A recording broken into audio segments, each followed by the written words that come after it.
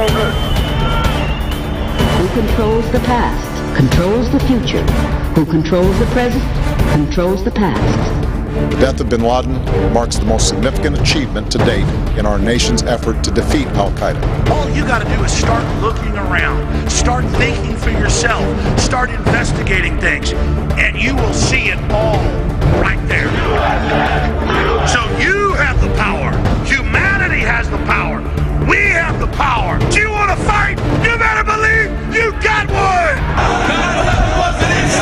Let us never tolerate outrageous conspiracy theories. As for me, give me liberty or give me death!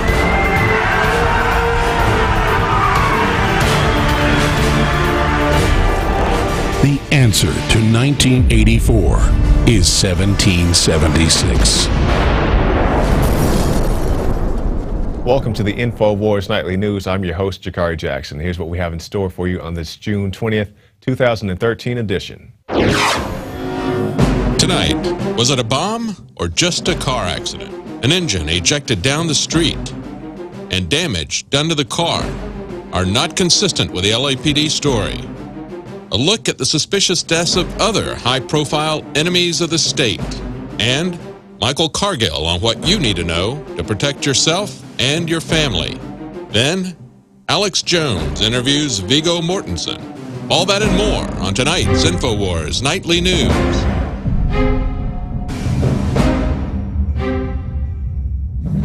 And welcome back. Top story headline: evidence indicates Michael Hastings was assassinated. Now, this is something that was talked about on the Alex Jones radio show, and we'll show you those clips in just one moment. But let's go to the article first. For all normal reasons, which account for virtually all car fires in modern cars, the fire would have started when the engine compartment progressed slowly down and scorched the hell out of the paint before ever reaching the gas tank. And keep in mind, the damage done to the car was not consistent with the LAPD story. We'll go on. Whenever I'd been reporting around groups of dudes whose kind of job was to kill people, one of them would usually mention that they were going to kill me, said Hastings. Now, as I alluded to earlier, Alex Jones and David Knight talked about this at great length on the Alex Jones radio show, so here's their in-depth report.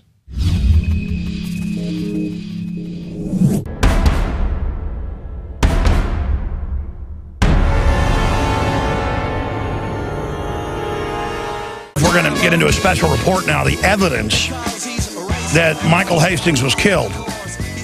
And now the media will go along when they burn down a cabin with somebody in it, when they shoot somebody in the top of the head during questioning at their house. It's not being questioned. And that's when you go into a real tyranny. They'll start killing thousands of people. They'll start arresting people. And at that point, media and journalists have to start taking precautions to protect ourselves. And then if it goes too far, things go on the offense. That's the only way to stop things like this. And they want to start a war. They want to have a secret war against journalists. They've been having one with the whistleblowers, all of it. I mean, if they kill me, folks, you know who did it, and you know what to do. Just going to leave it at that. Now, David Knight, you're here with us. One main reason they haven't killed me yet, and they've beat me up and threatened to kill me plenty of times, is they know if they kill us, I have a media organization left behind. That's why you're here, buddy. I've told the crew that privately. You're here, so if they kill me, it continues on. And I want justice. I want reporters there. If they blow me up, they put me in a room with a hooker. You guys work with me. You know I don't do that stuff. That's right. They killed me. Yeah, all right. They killed me, period. I don't do drugs, none of it. So bottom line, if this happens, they killed me. This is so obvious. We've got newscasts that are local, but not on the national news, where explosion, engine flies down the road. I mean, this is incredible. We're going to get to that. This is a short segment. We're going to have you in the long segment coming up. This is a larger subject of political assassination. But, I mean, this thing absolutely stinks to high heaven. You know, last night when I was getting ready to do the nightly news, I started looking at this, and I didn't even get into why this might happen. I mean, didn't even get into the conspiracy theory aspect of it. I'm just looking at this as an accident, and it made absolutely no sense to me. You know, first you hear, oh, it's a fiery crash, high-speed crash. He hits into a tree, and the car catches on fire and burns. That's the way people typically die in a fiery crash. They get pinned in a car that then is somehow compromised mechanically. A fire starts, they can't get out, and they die. That's not what happened here. If you look at the eyewitness report, the only one they've got is a guy named Luis Cortez. And he says he's driving down the road, sees a car coming at him at high speed, and it jackknifes. Now, I don't know exactly what that means, because jackknifing is typically what you're talking about a truck doing, this articulated semi-trailer. But he said jackknife and pieces flew everywhere. And you look at the report. That's an explosion. Yeah, it's an explosion. If you look at the report from the people that were there, they said that it sounded like a bomb, shook their whole house, rattled their windows. And then another guy points to the engine that he said flew 50 to 60 yards down from the point that it had stopped. And it makes absolutely no sense that an engine is going to fly out of a car at a right angle to the point that it's going when it hits a tree. Then if you look carefully at the pictures, you see that the car is not really crashed. It came to rest up against a tree. Yeah, it's not even really run into the tree. It's up against it. Yeah, it's up against it. It's kind of beside it. You can actually see the car's exploded. The engine's flown down the road. And you can see the nose, what's left of the frame of the car, sticking out beyond the tree. So it's kind of like it's beside the tree after the fire is out. You can see this in this picture from the LA Times. And the nose of the car appears to be sticking out from beyond the tree. The fire seems to be concentrated around the passenger area, but there's absolutely no way that the car is going to veer off to the left or to the right. And well, I've seen 100 photos of car bombs. That's what they look like. Right, absolutely, absolutely. It was a tremendous impact there, but the car was not compromised, as you would expect when it hits a tree. And the fact that the engine flew down the road, and the fact that this one person who saw it said the pieces went everywhere. I mean, that tells you that it blew up while it was going down the road. It did not hit a tree, catch on fire, and then... We're going to get more into this and get into the statistics, but tell people about this clip. This clip this is from the Nightly News. So we had this last night. It was a local news story that had this on there, and you'll hear the eyewitnesses' reports on here. Let's take a look at that clip. Rolling Stone magazine called Michael Hastings a fearless journalist who refused to cozy up to power. His death at 33 came by way of a fire-fueled and explosive crash. It sounded like a bomb went off in the middle of the night. My house shook. The windows were rattling. I couldn't have written a scene like this for a movie where the engine flies from the car, which was about, I don't know, 50, 60 yards up, right down here to this telephone pole. Unbelievable. And in the national news, it's no foul play, ran into a tree. They blew that car up. Maybe we should say a car crashed into the Oklahoma City building. Yeah. Right. A car did. You know. Well, and when you look at that picture, the engine doesn't look like it's on fire, right? No, it's been blown out. It's been blown out, and it looks like it's going back part of the transmission there. You see the alternator. Well, you're an engineer, but you notice it's all aiming back from its trajectory being blown out. Well, you're not gonna send the engine down the road at a right angle to the point at which it hits a tree, even if it hit the tree. But when you look at the pictures again, you don't see the body being smashed up against a tree. And so when we looked at this last night, they put the bomb in the dash. You can see it right there. So it blew back towards him and blew the engine out the front. That's right. Then the car flipped down the road up against a tree. That's right. Absolutely. Seriously, when I talk about people know what to do if they start rounding us up, disappearing us, I have worked as hard as I can to be nonviolent. I have done everything I can. And if they kill me, I don't want people to just go out and randomly, be violent. I want you to aggressively get the word out. Because I'm not afraid to die. I'm afraid of these people running the world. Because once you give into a mafia culture, it just starts taking over and expanding until there's no society and you collapse like all those third world countries. And then the argument is, well, even if you're not a bad person, work with the evil because you'll have a better lot in life. It's the disease of our civilization. And obviously, if they start disappearing people in the night, Alexander Solzhenitsyn talked about it, how they burned in the camps later wishing they would have done something. I don't think we've gotten to that point yet, but we need to have a real debate, not just about NSA spying and persecuting the Tea Party with the IRS and persecuting pro-life groups who stand up for little babies. Look how evil these mafia people are. That's all it is we're being muscled. They are killing people. And David Knight covered it last night. Authors come out with the history, and the New American Magazine wrote about it, about how the Pentagon admits their main tool now is assassination. Well, it's been like that for at least 60, 70 years. I mean, I know a lot of Army officers, Texans, who were in secret assassination groups here in the U.S., and it's not like the people I know are something special, ladies and gentlemen. It's giant. Do you understand that? And they have got, let's be conservative, more than 10,000, I would guesstimate, current domestic assassins that are Army, Navy, you name it. When you become a Navy SEAL or Green Beret or any of this stuff, or even Delta Force, then there's levels above that, okay? And those levels are called the dark side. And it's the narcotics, it's all of it going on. And these are like made men. I don't know if you can tell the story about your Navy SEAL friend. You were just telling me, oh, you don't want to tell it? No. But I mean, these guys, it's disgusting. It's not cool. It's not tough. And they kill each other, too. I mean, no doubt they did a hit on Chris Kyle. No doubt all this stuff's going on. They will flush you down the toilet in a minute. Remember, hundreds of thousands of Gulf War troops got the Gulf War illness. At least 50,000 have died in the 20 years since. They knew when they detonated those 200-plus chemical dumps that it was all going to rain down and soft kill people. And that's now confirmed for 20 years, the brain stems. It's back on the New York Times last Friday.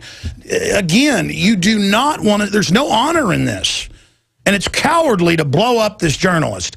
I know he lied to McChrystal and said it was going to be a puff piece.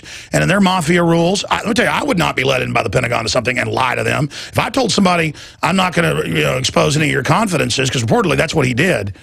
Because, I mean, it's not just that. I don't tell people I'm going to do something and then not do it. I'll tell the globalists I'm going to try to bring them down. I'll tell them I'm coming for them. In these mafia rules, this is how they operate. I'm telling you, you mess with their families or you work with them and then lie to them, and that's what Hastings did, you're free game. Now, I'm not saying it's good they blew him up, but it's another issue here. If they can burn down somebody in a cabin, say they did it, and then not get in trouble, and they can say that they're going to kill people and blow them up, and people see a bomb go off and kill Pat Tillman and then kill 5 members of Private Lynch's unit who said that she was cowering in fear. They went out and killed them.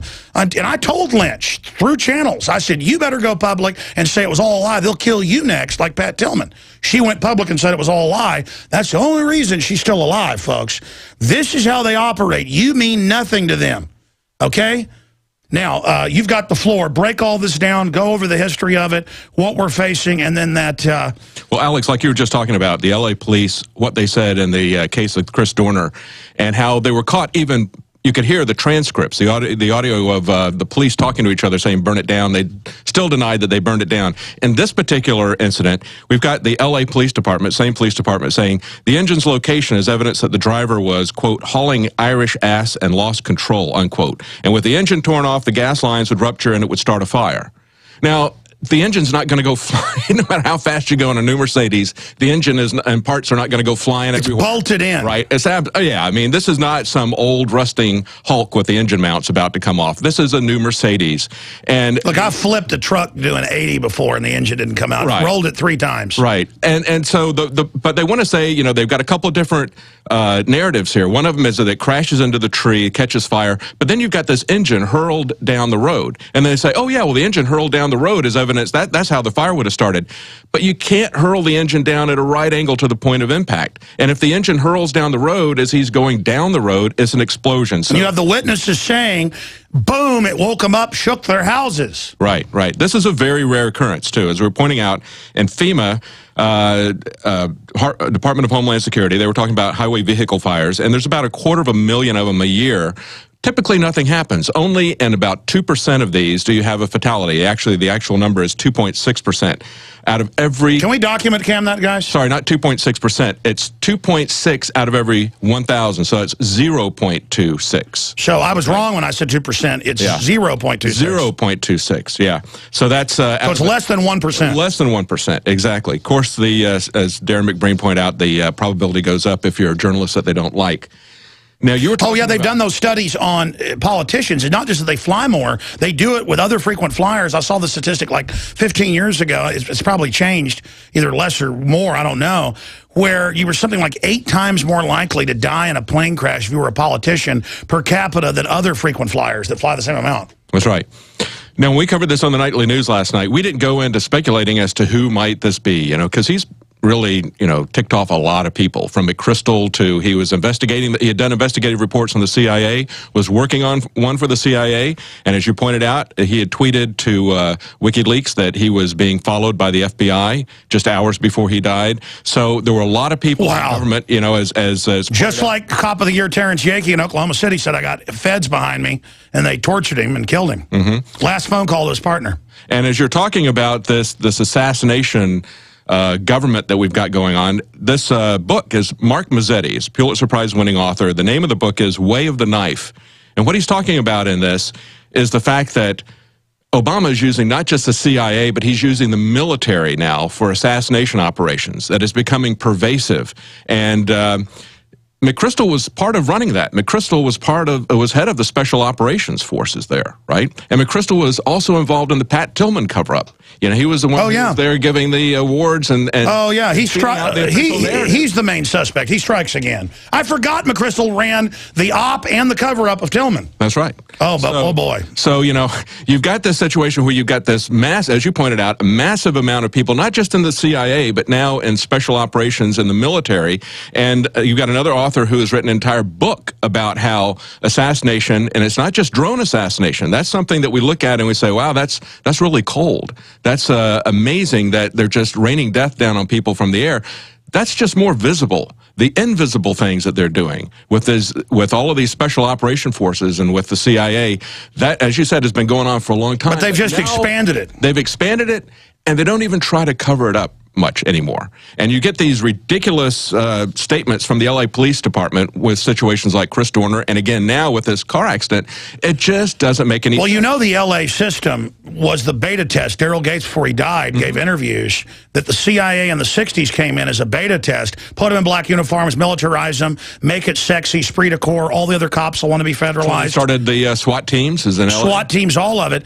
They started in LA, then in New York, and Dallas of all places, then Houston, taking special ops hitmen and putting them into police departments so that when they need to kill a CIA guy, like they did down in Houston a few years ago, they pull him over, the CIA section guy gets out, Carney was his name, and they shoot him right in the head under the helicopter. The guy's hands are at his side, boom, execution. And then he tracked back that cop. He was in Black Ops. So every major department has these federal hitmen on it now. Man, and they're not even feds. They work for foreign banks. I mean, this country's just in so much trouble. And what's amazing about it is, like you said, you can get a video of it. You can get audio recordings of it. You can look at where the engine is, where the car is, the condition of the car. None of the witnesses saying it blew up. Yeah. And it's because I've seen cars crash outside my house, run into a tree, people have been hurt, killed. Everybody's seen it. You hear, it's a big noise, yes, but it doesn't shake your house. Only the explosive wave by high explosives sends that. That's right. But even if it had been an explosion because of gas lines, the engine was ejected down the road. The engine is not on fire. Gasoline doesn't send those explosive waves, though. Right. You talk about a smoking gun. I mean, there's no smoking engine. That car was just really engulfed in flames, but the engine is down the road, not touched. So, I mean, that... And the witnesses are saying it's driving down the road. I saw one where it's driving and bursts into flames. Yeah, that's what the witness says. He says, I was just coming northbound on Highland, and I saw a car going really fast. All of a sudden, I seen it jackknife. I just seen parts fly everywhere, and I slammed on my brakes and stopped and tried to call 911. That's Luis Cortez. That's the eyewitness report, the only eyewitness report, because this happened at 4:30 in the morning. Now, statistically, it being L.A., it was probably the police that loaded the bomb. Yeah, but that's usually, it's kind of like a turf deal, and they get their payment, and that's how it works. Well, I tell you what, I mean, the L.A. Police Department, especially after the Dornan case, they just don't have any credibility. They're the Gambinos. Yeah, absolutely. Look, I have had dinner with retired detectives and people that are basically with the Vikings. They made movies about that. It's real. And they're just like, of course 9/11's an inside job. Of course they blew it up. I mean, they're like, what do you do? Everything's a mafia. I've been to a bunch of parties with them. I know some are famous cops. I mean, it's like, of course, it's all a big joke. I don't think this is cute. I don't want my kids growing up in a country like this. No. And it is really frightening that they can just do this out in the open and deny it, and no matter how ridiculous it is. Another story that broke yesterday was the TWA Flight 800.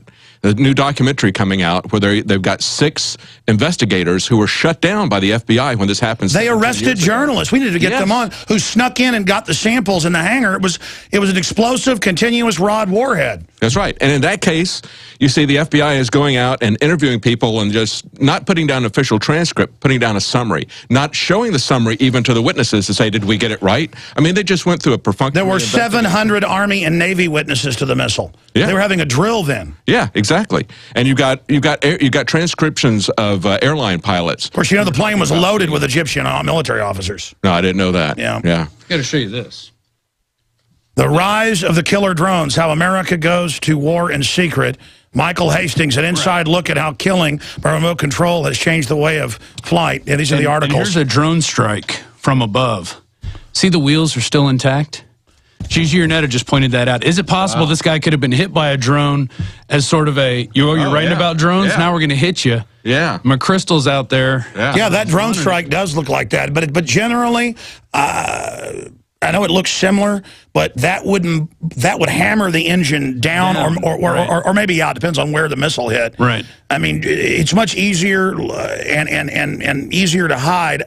Why would they go with something exotic? Or maybe they'll start having drones out in public and kill people. I mean, it's really a flaunting now of these psychopaths. It could be, but seeing other car bombs, the professionals put plastic explosives, and a lot of times with an accelerant, and with something that's flammable to burn up the evidence, it looks like a dashboard bomb to me. Right. Yeah, because that was a very intense fire. Like, that looks even more intense than that would have been. I mean, that car was completely engulfed. Well, fragmentation. Yeah. I mean, Gigi Ornetta brought that to my attention, and I'm like, we got to go. You guys are talking about this right now, and it's just so, he's writing about drones. Yeah. And I don't know, that drone strike, I mean, that does. Yeah. That's a drone. Yeah. Let me show people on document cam that are watching on TV. Go ahead.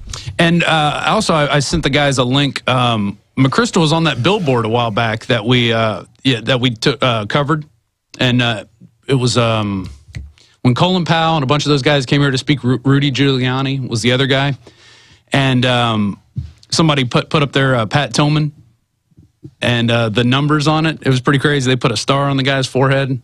I don't know. It was pretty, and I just thought that was interesting too. Some bad person climbed up on there and did that here in Austin? I know. Wonder who that was. I can't believe it. But that was disrespectful. I just think that, people already know the truth about this guy, and people have known it for years, and he's still walking around scot-free at that point, How dare someone climb up on the billboard and do that? I hate when people do that.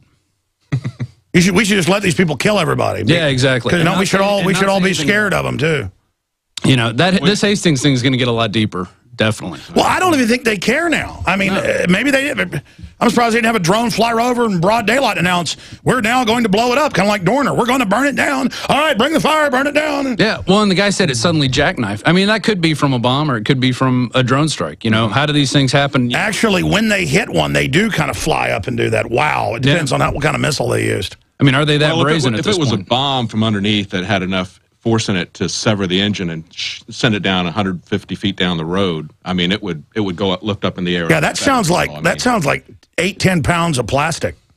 Yeah, I don't know, but it doesn't. It's not a situation where it did not crash into the tree.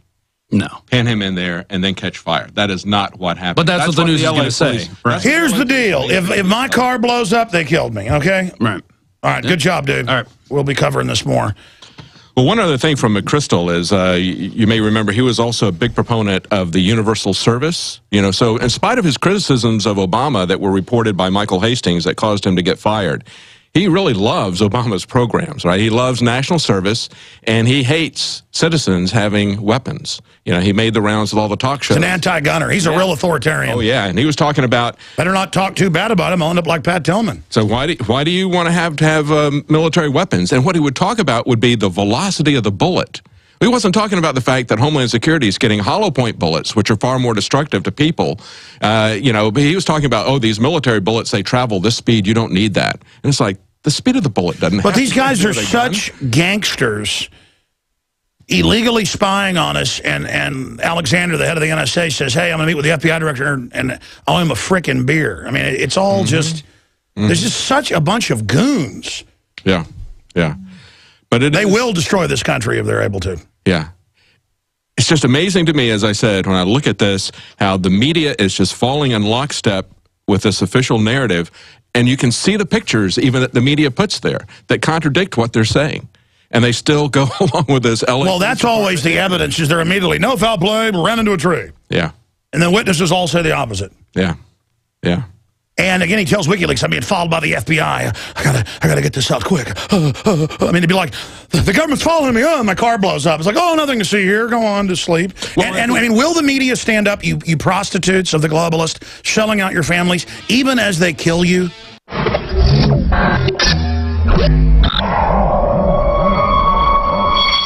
There's a great report from Alex and David, so definitely go to prisonplanet.tv and watch that whole thing, the whole breakdown, so you can see it for yourself again and again, and send that to your friends and family. Now, you may be a new viewer, or maybe, you just haven't heard too many of these incidences like what happened to Hastings.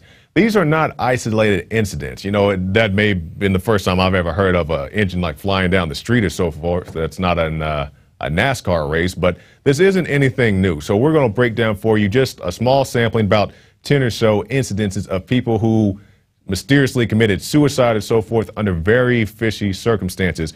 We'll go now to this first one, a recent one. FBI killing of man with ties to Zarnev, self-defense or excessive force. We'll skip down to after was there a knife. According to the preliminary FBI account, Taze became violent and lunged at the FBI special agent with a knife while being questioned about his ties to the alleged Boston bombing bomber Tamerlan Zarnev. The target reacted to the imminent threat and shot Taze dead. Later, the FBI backed away from that version of events, and then they were like, well, did the guy have a knife? Did not have a knife? And the guy was like, well, we just started shooting, and when we finished, he was dead. And that's pretty much what happened to that guy. A very unfortunate circumstance, just like the younger brother having his throat slit just out of nowhere. I'm not exactly sure how that happened. We'll move on to our next one. Kate Middleton hospital nurse dies in suspected suicide after being duped by a radio show.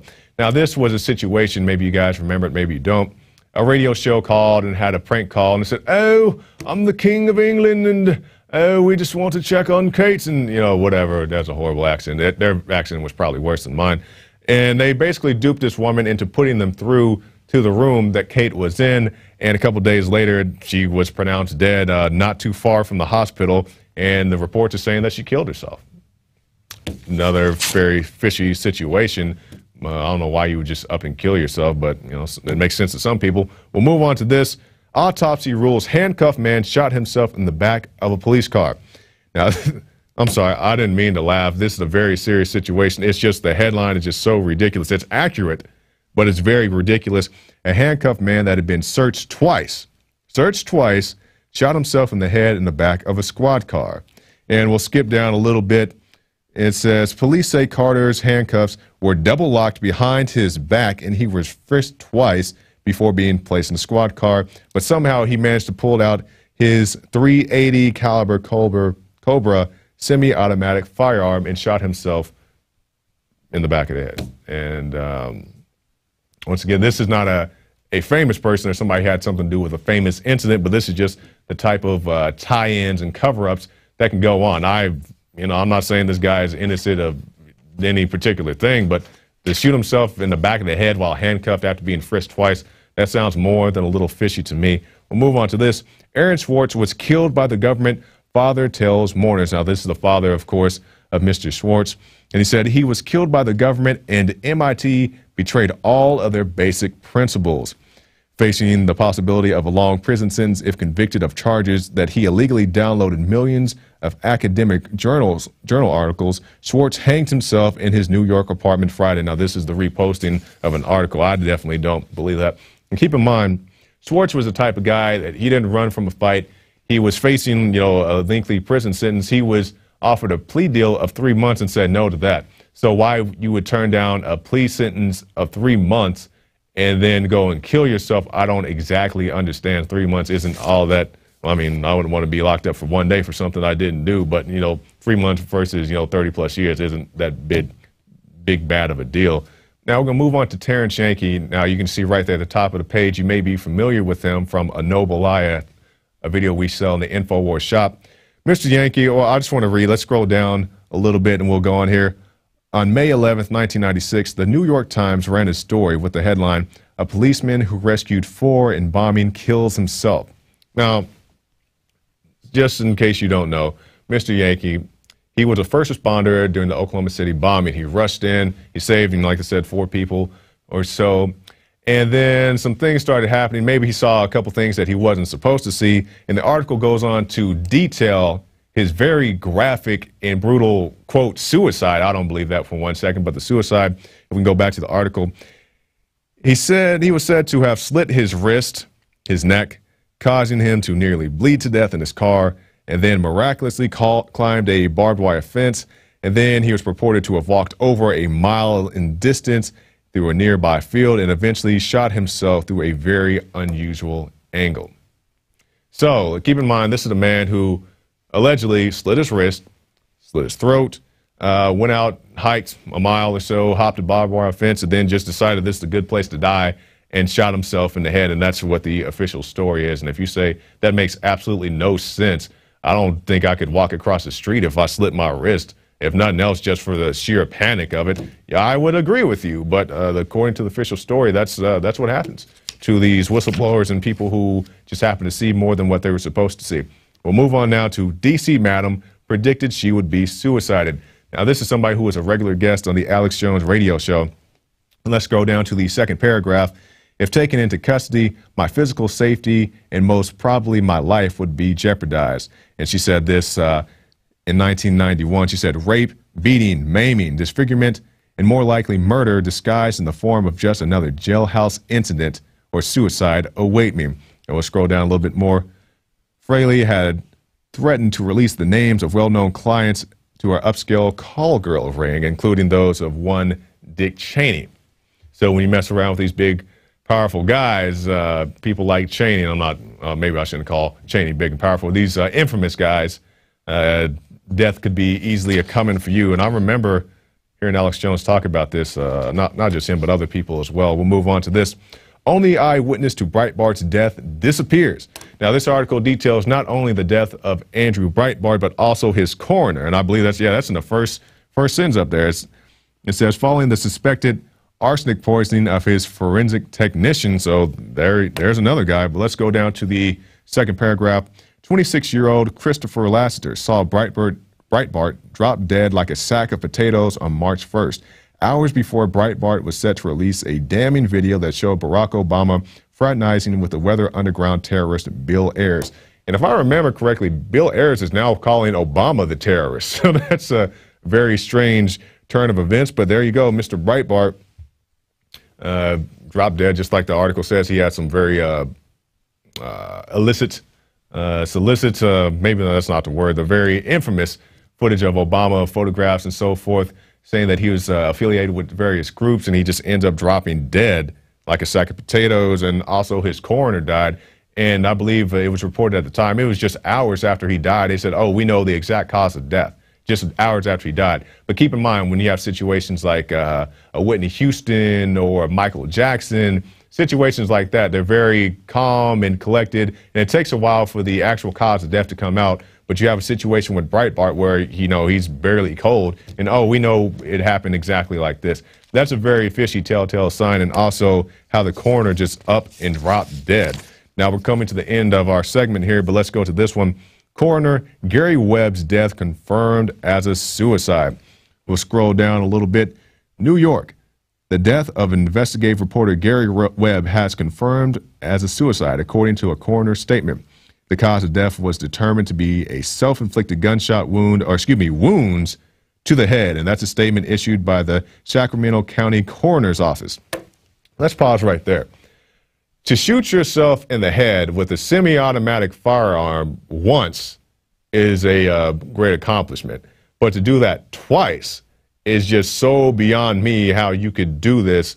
And I'll go back to the article, and it's just baffling. Out of all of these suicides and alleged suicide, I should say, it just really gets to me how anybody can believe that a man shot himself twice in the head with a semi-automatic firearm, and then have people believe it. Or if you dare question Mr. Webb's suicide, then you're a kook, you're crazy. And of course, Webb gained national attention in the 1990s when he was writing a series of articles in the Mercury News linking the CIA to Contras and so forth. So there you go, guy shooting himself in the head twice, people slitting their wrists and throats and then going jogging for a mile. Who else? People shooting themselves while handcuffed, people hanging themselves after they said, no, I'll fight you to the death. That's the new normal. And now we have Mr. Hastings to add to that list, a gentleman who was driving in his car, regardless if he is driving fast or not, allegedly struck a tree and his car burst into flames. I'm waiting for that statement from Mercedes claiming that their vehicles don't spontaneously combust. I'm definitely sure that will drive down their ownership if they can't get to the bottom of that one. So let's look at those pictures, and you can see it right there. That thing fell into a burning ring of fire. That thing is lit up. You got shrapnel and so forth. Let's scroll down a little bit. Okay, so we're taking a look at this, and for whatever reason, they have the front end covered up, but the back end looks pretty banged up to me. Now, I'm not a master physicist and so forth, but I'm wondering why the back end is so beat up if it hit a tree. That doesn't really make a whole lot of sense to me. And the reports say that the vehicle allegedly jackknifed. People heard what they believed to be an explosion. And as David Knight pointed out in that report earlier, jackknifing is usually for trucks and big, heavy vehicles, not your smaller Mercedes types.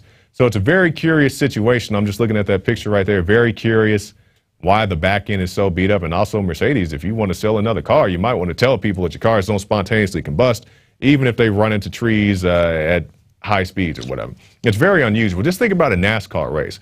How many of those cars, they may spark, they may, shoot out a few little sparklets, but they don't just bust into flames very rarely, I'm pretty sure. But that's what they're saying happened to this vehicle. Makes absolutely no sense at all. Now we'll move on to the final segment of our show. We're going to move on to this. Microsoft changes its mind on Xbox One's used games and always-on policies. Now, if you remember, they were once saying that the Xbox had to be always on, permanently connected to the internet, and we'll look at some of these bullet points here. And it said it once had to be plugged in 24 hours a day just to play, and they said, we'll get rid of that. And they also said they would have certain regional restrictions. We'll get rid of that. Users and so forth, we'll get rid of that. And also people made a big deal about how they wouldn't be able to play and trade games. And they said, okay, well, the people have spoken, so we'll just scrap this whole shebang, but they do require you to at least hook your Xbox up to the internet once. I guess when you first buy it, you have to go and log in your username and passcode or what after that.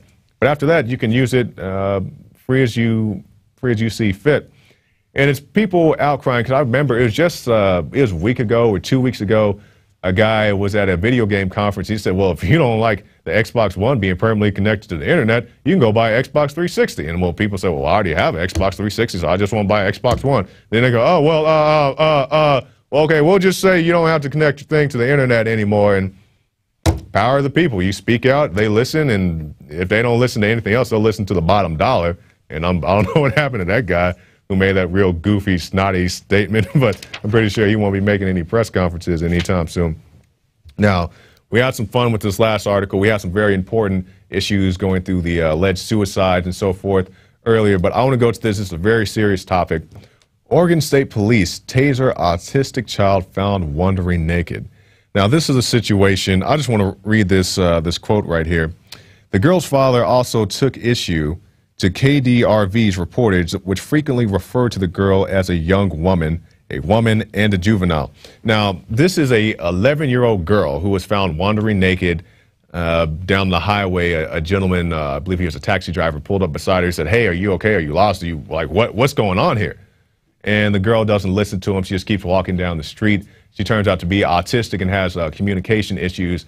The gentleman, cab driver, calls the police. The police come up. And just like you see there, they tased the girl and then put her on the hood of a car like she's in some type of drug buster. They thought she was running guns or something. And yeah, that's the taxi driver right there giving his testimony. And you can go to Infowars.com and see that video for yourself. But we actually have the girl's father who's going to be joining us. His name is Aram. He's very emotional and rightly so. This guy has every right to be outraged. This is a horrible situation because we see the situations where they taser people for noncompliance, tase people who have seizures, and tase people who don't want to stand up or sit down or whatever the drill may be at the time, and then they just tase this person and think they did the right thing. So we're going to have him. He joins us right now via Skype. All right, thanks for joining us, Aaron. Thank you for having me. Now, I know this is a very difficult time, and you got a lot of emotions, and I understand you've been talking to some other news agencies, so definitely want you at your best. You just let it fly. Tell us what happened. You received, I'm guessing, a phone call telling you this has happened to your daughter. Yeah, well, what happened is, well, obviously, it was the middle of the night. We were sleeping. The phone was ringing at 6:30 in the morning, and we got a call saying that we have your daughter down at the Rogue Valley Medical Center here in Southern Oregon. And we're like, what in the world? And so we run in the room. We're like, it's got to be a mistake. And sure enough, she's not there. So we're like, holy crap, you know. She's has escaped before, but never in this manner. It's typical of autistic kids, or certain autistic kids, to boogie. You know, they just like to get out and go for an adventure. And once they put their line of sight down a direction, they just keep going. So we're like, holy crap. So we go down there, and once we get her, we find out that the state police, in the process of apprehending her, had to tase her 2 times. Oh, my gosh. Now, let's just talk about the tasering, okay? So your daughter, she's walking down the street. I saw the video with the cab driver, I believe it was. He was the witness to the thing. He says your daughter's walking down the street. She's not, you know, hindering anybody. You know, of course, it's a very unsafe situation for anybody to be, not just a child.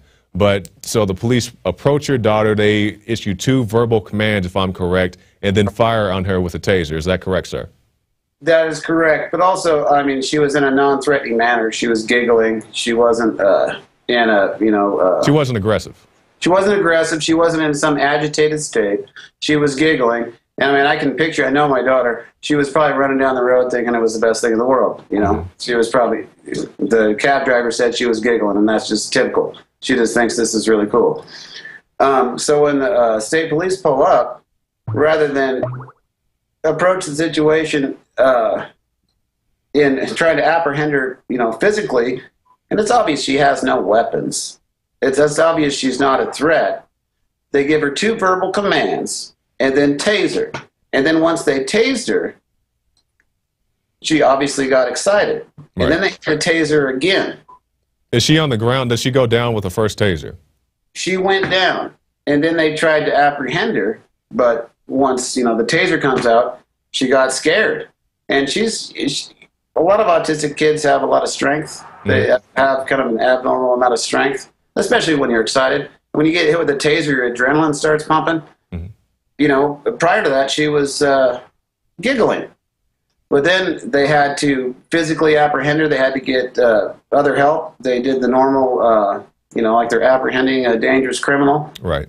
They slammed her head on the hood of the car, handcuffed her, threw her in the back of the police car when she would have gone voluntarily. I know my daughter, she loves cars. If anybody drives up to her, if she's walking along, she just hops right in the car because she loves cars. That's one of her characteristics, you know, of her particular view of just her characteristic. Now, I want to ask you, because you have I'm pretty sure you can get a lot of people talking negatively about you and your family, saying, well, what was this girl doing outside at this hour anyway, especially with no clothes on? How did this situation come about? Well, it's not the first time. It's not the first time. She is very well known with the local police and emergency services, and also with the community. Everyone knows her. They know her characteristics, so it wasn't within the community. And also, she is involved in state custody with DHS or CPS. For more on a services level rather than them trying to take her, which they do want to do. They want to put her in an institution eventually, I'm pretty sure. Have they told you this before, that they want to take her, or is that your observation? No, that's their intent eventually, I'm sure. And that was their intent a long time ago, but we provided a safe environment for her, and We've had her all her life. She's never actually been in a foster home or anything like that. But there has been various foster homes kind of salivating at getting a hold of her because they can get a lot of money for having them, or having her in their care, because she's an extra special needs child, and they can get a lot of money if she goes in one of those foster homes. Exactly. Now let's talk about her condition at the time. So she's out walking around and she happens to be nude. Is this something unusual for your daughter? No, not at all. Not at all. No, that's absolutely normal. I know it sounds strange to a lot of people, but she has a sensory thing about her skin. She takes her clothes off all the time, and that's one of the problems with her being in an institution, is that now, that'd be a real problem if she was taken to an institution, a juvenile center, lo and behold, a jail. They're going to have this person who doesn't want to keep their clothes on, and that's going to be a real problem. It's going to be a real problem, because most of these institutions that they keep these kids in are also, well, you got to worry about the staff, you got to worry about the other, the other clients. It's a real problem. She's a lot better off at home than in an institution. I can guarantee you that, and a lot safer, even though these things might happen. But they're still going to have the same problems in an institution unless they lock her down completely and basically imprison her. So some people's argument is, well, it's better to imprison her and save her life than let her have a life with her family and, have some risks. There's going to be risks with a child like this wherever they are. It's a struggle. We had an emergency meeting about it with the state, and the state has actually been pretty supportive. I'm not sure if it's because they don't know where to place her and they don't have the funding, or if it's because they're genuinely concerned. I'm hoping that it's over time there has been a community of people like her teachers and a community of people that have really kind of surrounded her and supported us. Yeah, and supported us against the state, because I've had experience with the state on this level of DHS. It's here in Oregon, but it's basically CPS. Oh, yeah. And that's kept her safe, is a lot of that community support and outrage, because this has happened before. And but not to this extent where police were involved with tasers and so forth. Yeah, not in the middle of the night and not naked. Yeah. But, yeah. Now, is your daughter at home with you right now? Is she back safe and sound? Is she in custody? Where is she at this moment? She's at grandma's right now. Okay, so she's at least in your custody. She's not of the state right now. Okay. No, she's in our custody. Yep. Okay. Now, I want to ask you, sir, this is obviously something that's very near and dear to your heart, something that you are very emotional about. Let's say, lo and behold, one of these incidents happens to happen again. What do you think would happen? Even if it's not on this level that the police were involved, you're saying that, they're itching to take your child away. Do you think they may try to take your child away? Well, I think one of the problems, I think they would have done so if she wasn't such a unique case and they could find a place to put her. But I think eventually there are various institutions, and they have been expressed to us, that want her. And there are a few different facilities that, like I said, are kind of salivating to get a kid like this, because they can get so many resources for this child. And once they get her, of course, they're going to drug her up and basically imprison her. Oh, yeah. And get a lot of federal receipts and state receipts for having her. So to other parties, she's a kind of a gold mine, until for the rest of her life, basically. Right. And facilities do not have the same patience and understanding that a family member has when she has an outburst. She is very strong. She does trapeze. She's very physically fit. And she does have outbursts where she'll scratch you or anything like that. Yeah. So then her physical safety becomes an issue. Even though she's a child and she may lash out, then she has to deal with an adult supervisor. And I know your time is short, and also this is very emotional for you. So we're going to wrap this thing up. And also, I believe we're going to have you on the Alex Jones radio show pretty soon. But I just want to ask you this question. What do you think about the local news coverage? Could I watch the clip where they were interviewing the cab driver, and they kept referring to your daughter as a young woman or a juvenile? Your daughter is 11 years old. Is that correct? Yeah, she's 11 years old, and that wasn't the first time. We'd already complained about it in the when we read the first emergency services article in the paper, where they referred to her as a late teen and a woman. And we called up and said, look, this is not a woman. This is not only an 11-year-old kid, but a handicapped kid at that. Right. And they followed up with a news segment where they still called her a woman. Now, the last time I checked, an 11-year-old kid is not a woman, especially one that is handicapped. Right. Handicapped. So it seems to me like they want to call her a woman to somehow kind of create an atmosphere where it's okay to tase an 11-year-old kid. You know? 11-year-old is not a child. It's not even a teen. And they have the audacity to call her a young woman, a woman, I guess in some reports put it, a juvenile, so forth. But she's an 11-year-old little girl. She's a little girl. She's a little girl, and mentally she's even littler. You know, she's not a woman by any stretch of the imagination. Exactly. Now, I know your time is short. Can you just give us your closing thoughts? Well, I think that police training has really gotten to this level where they don't really care about who they're interacting with. They just react in whatever's the most convenient, easiest way to deal with whatever they're dealing with. And if that means tasing or shooting them with a gun, then that's just how they react. And police never are concerned with dealing with people as people. They look at everybody as a potential criminal that might hurt them, so it's better to shoot them first rather than kind of be diplomatic and deal with the situation. It's just oh, here's someone that's naked running down the road, tase. And if that didn't work, you know, what, would they have shot her? Isn't the taser the primary barrier between shooting? So what's next? You know, if that didn't work. Police tactics really need to get some additional training on dealing with handicapped kids, because there are thousands and thousands of kids, just like my daughter, across this country right now. Right. Autism is an epidemic.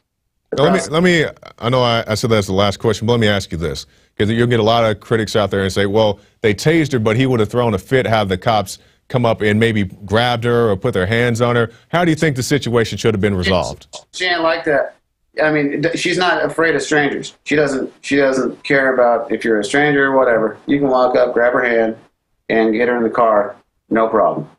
So you would have been perfectly fine if the officer, you know, even if she was non-compliant verbally, which you say she has difficulties in that area, but the officer came, took her by the hand, maybe even gently nudged her by the shoulder, said, hey, get into this police car. Would you be fine with that scenario? Well, absolutely. I'm happy that she's home safe, even though she was tased. I'm just happy that she's home safe. So it's kind of a mixed emotional thing. It's like, okay, well, if you had to tase her to save her life, okay, fine. I'm just glad she's home and she's safe, and I'm appreciative that the police were there. I mean, when you need the police and they're there, it's a wonderful thing. But some of their tactics and training really need some work. You know, it's mixed emotions. Right. Well, I got you, and I definitely appreciate your time and look forward to seeing you on the Alex Jones Radio Show very soon. All right. Thanks, Shikari. All right. Thank you, Aaron. And there he goes. And like I said, he will be joining us on the Alex Jones Radio Show very soon, so be sure to tune in for that. Now, we're going to go to a clip. This is a clip a caller called in. He said, hey, have you guys seen this? This is Senator Rockefeller at a roast of Pat Buchanan saying, hey, you need to join the New World Order. You know, I think Pat's coming quickly. Soon, I think he's going to be in a position for the Trilateral Commission. And if he shows promise beyond that, there's Bilderberg. World control, Pat. Settle for nothing else.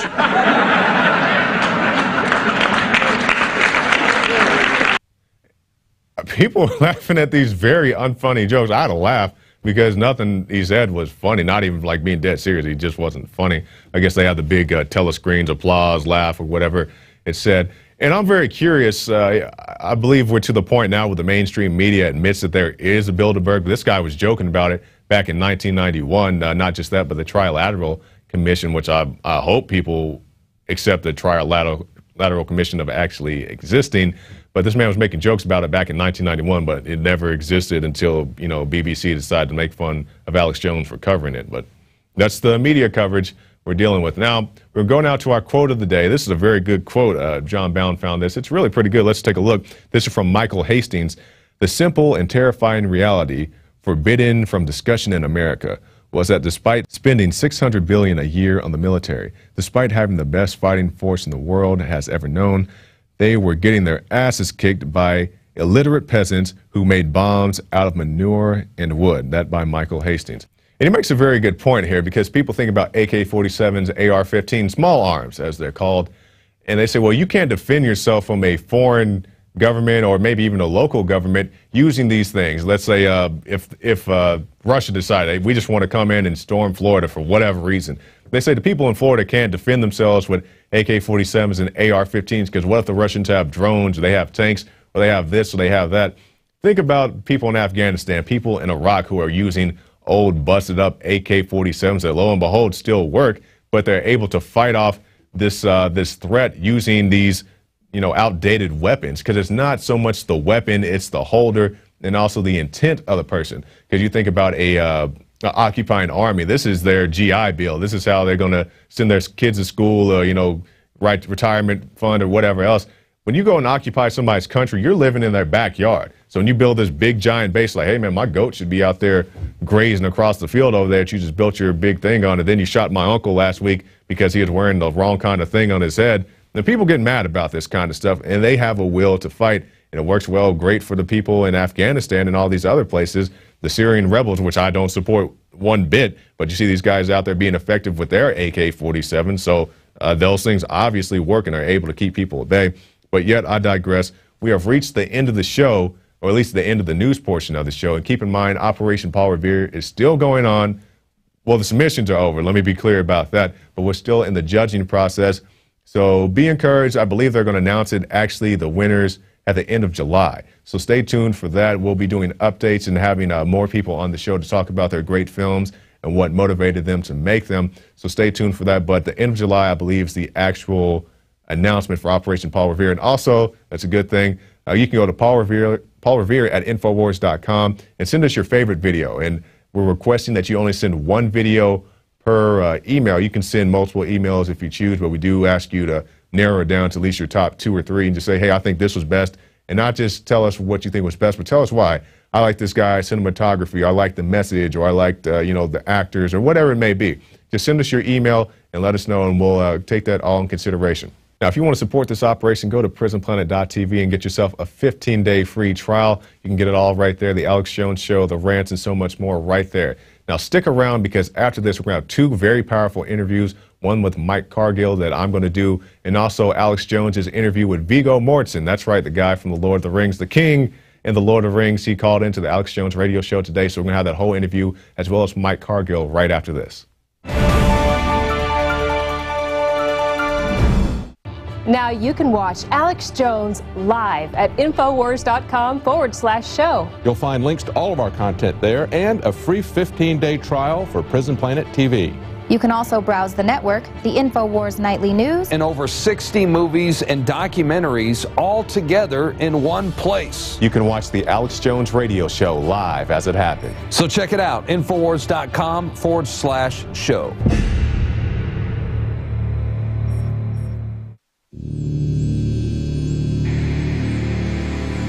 Are we choosing our own paths, our own destiny, or has it been pre-selected for us? C.S. Lewis said, when training beats education, civilization dies. We need to always be cognizant of, as a free society, that information can be used as a weapon. Barrier to discovery is not ignorance.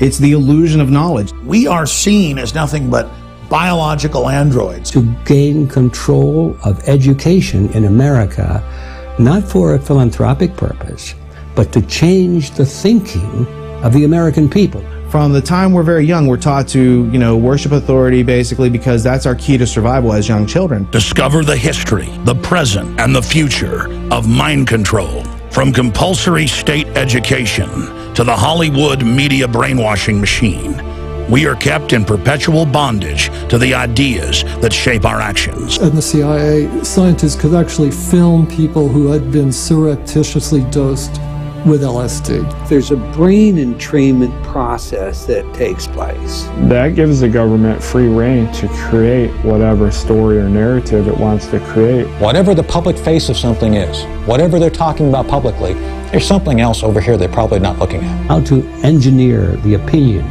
of the American people so that they would fully endorse, not only endorse, but demand a war. When you watch mainline establishment television, you are putting yourself in front of the barrel of a gun. Discover the history, the present, and the future of mind control, psychological warfare, brainwashing. Are we controlled and manipulated? You bet. That's mind control par excellence. Find out how deep the rabbit hole really goes with this new groundbreaking documentary film, State of Mind. Available exclusively at Infowars.com. The important thing about the Pro 1 filter today is that the material we use for removing fluoride and other heavy metals now will remove the latest form of fluoride called hydrofluorosilicic acid.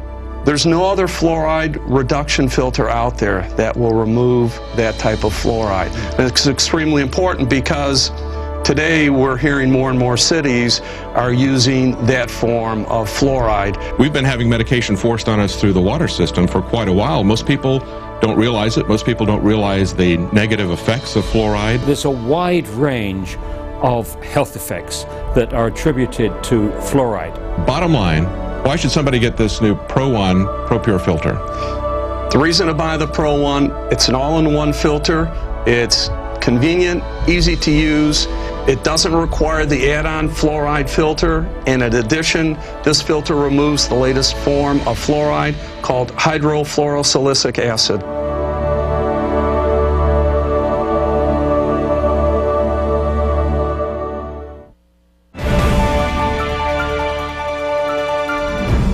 All right, and welcome back. This is going to be a double interview, I guess triple interview. We had the interview earlier with the father of the 11-year-old who was tased. But right now it's going to be time for the king from Lord of the Rings. Viggo Mortensen called into the Alex Jones radio show this morning, and this is what he had to say.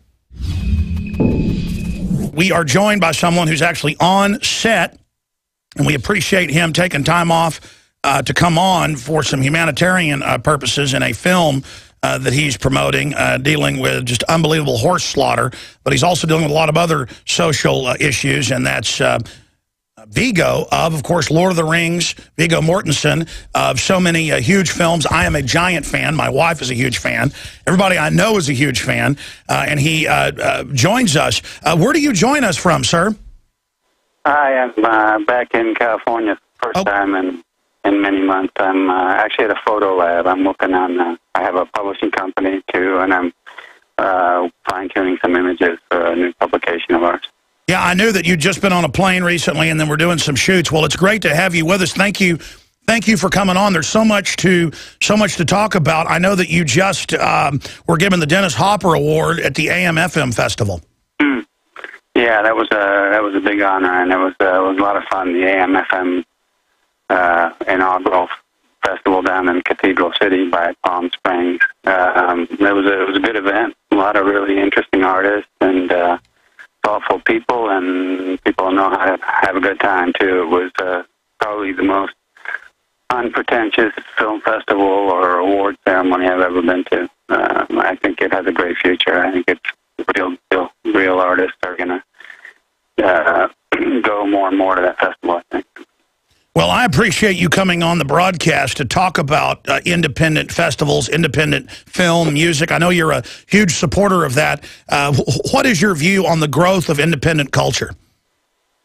Well, it's always been there, and it's always going to be there. It's just how much attention it gets. You know, when people don't hear about it very much, they think it's dead, or they think, artists have sold out or something. But there's people making original art all the time, interacting with each other. The great thing about something like the AM/FM festival down there is that it wasn't just about movies. It was about photographers and painters, sculptors, writers, and there were these gatherings where people would be on stage or in different venues talking about their artwork and getting a lot of ideas from other people working in different in a different medium. That can inspire you a lot. I mean, I'm someone who I think that the reason that they that they honored me was not just because I was a friend of Dennis Hopper's and had worked with him in a couple of movies, but because we had a long friendship where we shared a lot of ideas about painting and art and worked together in that, not just acting. And Dennis was always curious. Even towards the end of his life, he would always want to go see a new artist show or a new independent movie. He was curious, and curiosity is something that we all have as kids. It's something that either gets beaten out of you or you somehow become ashamed or are led to be ashamed of the way you draw or your ideas or dressing up or playing make-believe and all that sort of stuff. And I think the function that artists have is to keep people childlike in a positive way, to keep open to the world. And I think that apart from traveling to different countries or different communities, different parts of your city, I think that art is one of the greatest anti-war and anti-poverty weapons there are. When your eyes are open and you see how other people live and how other people think and create, it's a lot less likely that you're going to be convinced by your army captain or your president or your politicians that it's a good idea to go bomb this or that country. It's a good idea to forget about this or that community or this group of people in your own country. I just think that that's something that kids play together. They don't look at what color the other kid is. They don't judge the other kid's drawing. They say, "Oh, you drew that. Let me draw this. Oh, let me show you what you could add to that drawing." Or look at this thing I found. What do you think of this? And comparing in a positive way. I think that's something that kids naturally do. When we get older, I can speak for myself as an artist or as an actor even.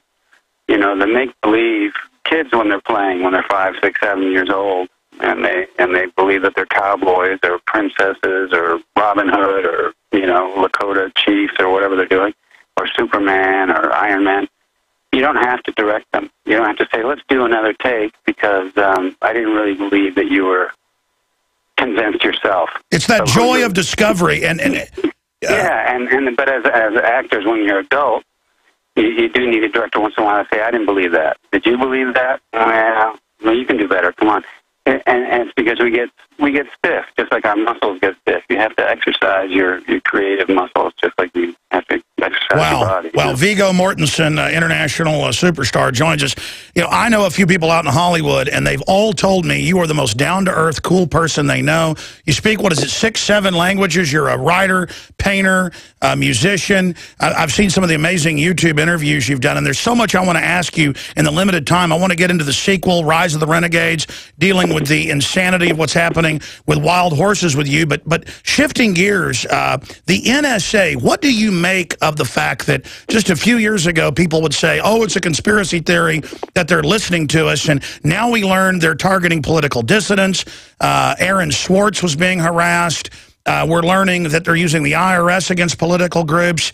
Do you think there's an awakening happening, or do you think that now the system just doesn't care if we know that we're slaves, basically, Viggo? I think that there is an awakening. It's good that all these things are being talked about right now, today. But, people have very short attention spans nowadays. The more gadgets we have, the more phones and apps. And I mean, it started with the onslaught of cable TV way back when, and then the internet. And the more access we have, you would think the more informed we're going to be and the more connected we're going to be with each other. But people tend to go to the information that supports what they already believe. Yes. And so people seem to get more disunited rather than more united, unfortunately. And when I say short attention span, the whole stuff about the NSA or about, the IRS, about the drone strikes. I mean, how much are they talking about drone strikes right now? Not really at all. But like another fad that just went away in the news cycle. And I think the problem is, and I think the politicians count on this, is that people can be, swayed. It's like, here's a piece of cheese, follow this piece of cheese, and go over there and pay attention to that for a while I take care of this other business. The problem with Obama, and I support a lot of things about him, I think he's a very intelligent man, deported him both times. There wasn't really much of another option, obviously. But the thing is that the people that he appointed right to begin with in 2008, people he announced that were going to be part of fixing the economic disaster that Bush left, were the same people that had caused the problem on Wall Street, for example. So I didn't expect much there. His behavior in foreign policy, whether it be Iraq, Guantanamo, Afghanistan, people still think that Afghanistan is a good war. It's not any more of a good war than Iraq was. It's not any more of a sensible use of our resources and our, young people's lives. And the murder, not to mention the sure. Well, what about Obama getting a peace prize and then now putting Al Qaeda in Syria? That's ridiculous.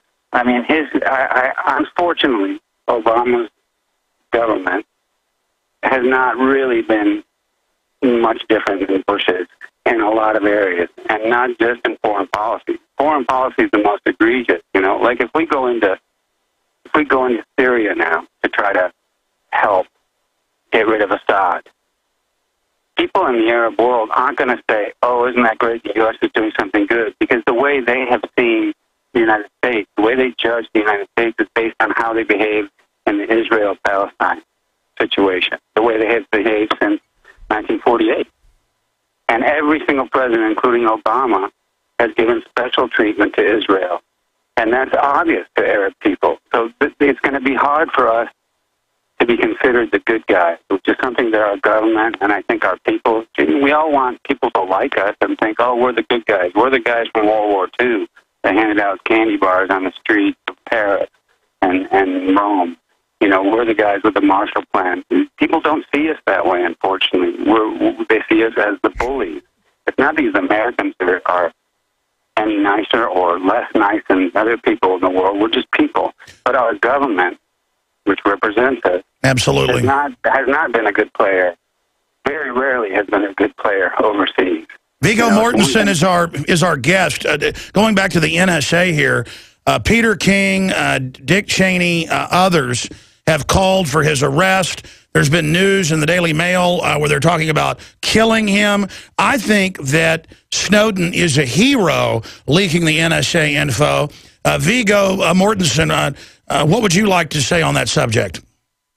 I think he's definitely a very brave person. I also think it's ironic that all the Bush team, attack Obama, in fairness to Obama, for doing exactly the same thing they were doing. I mean, it's pretty hypocritical that behavior.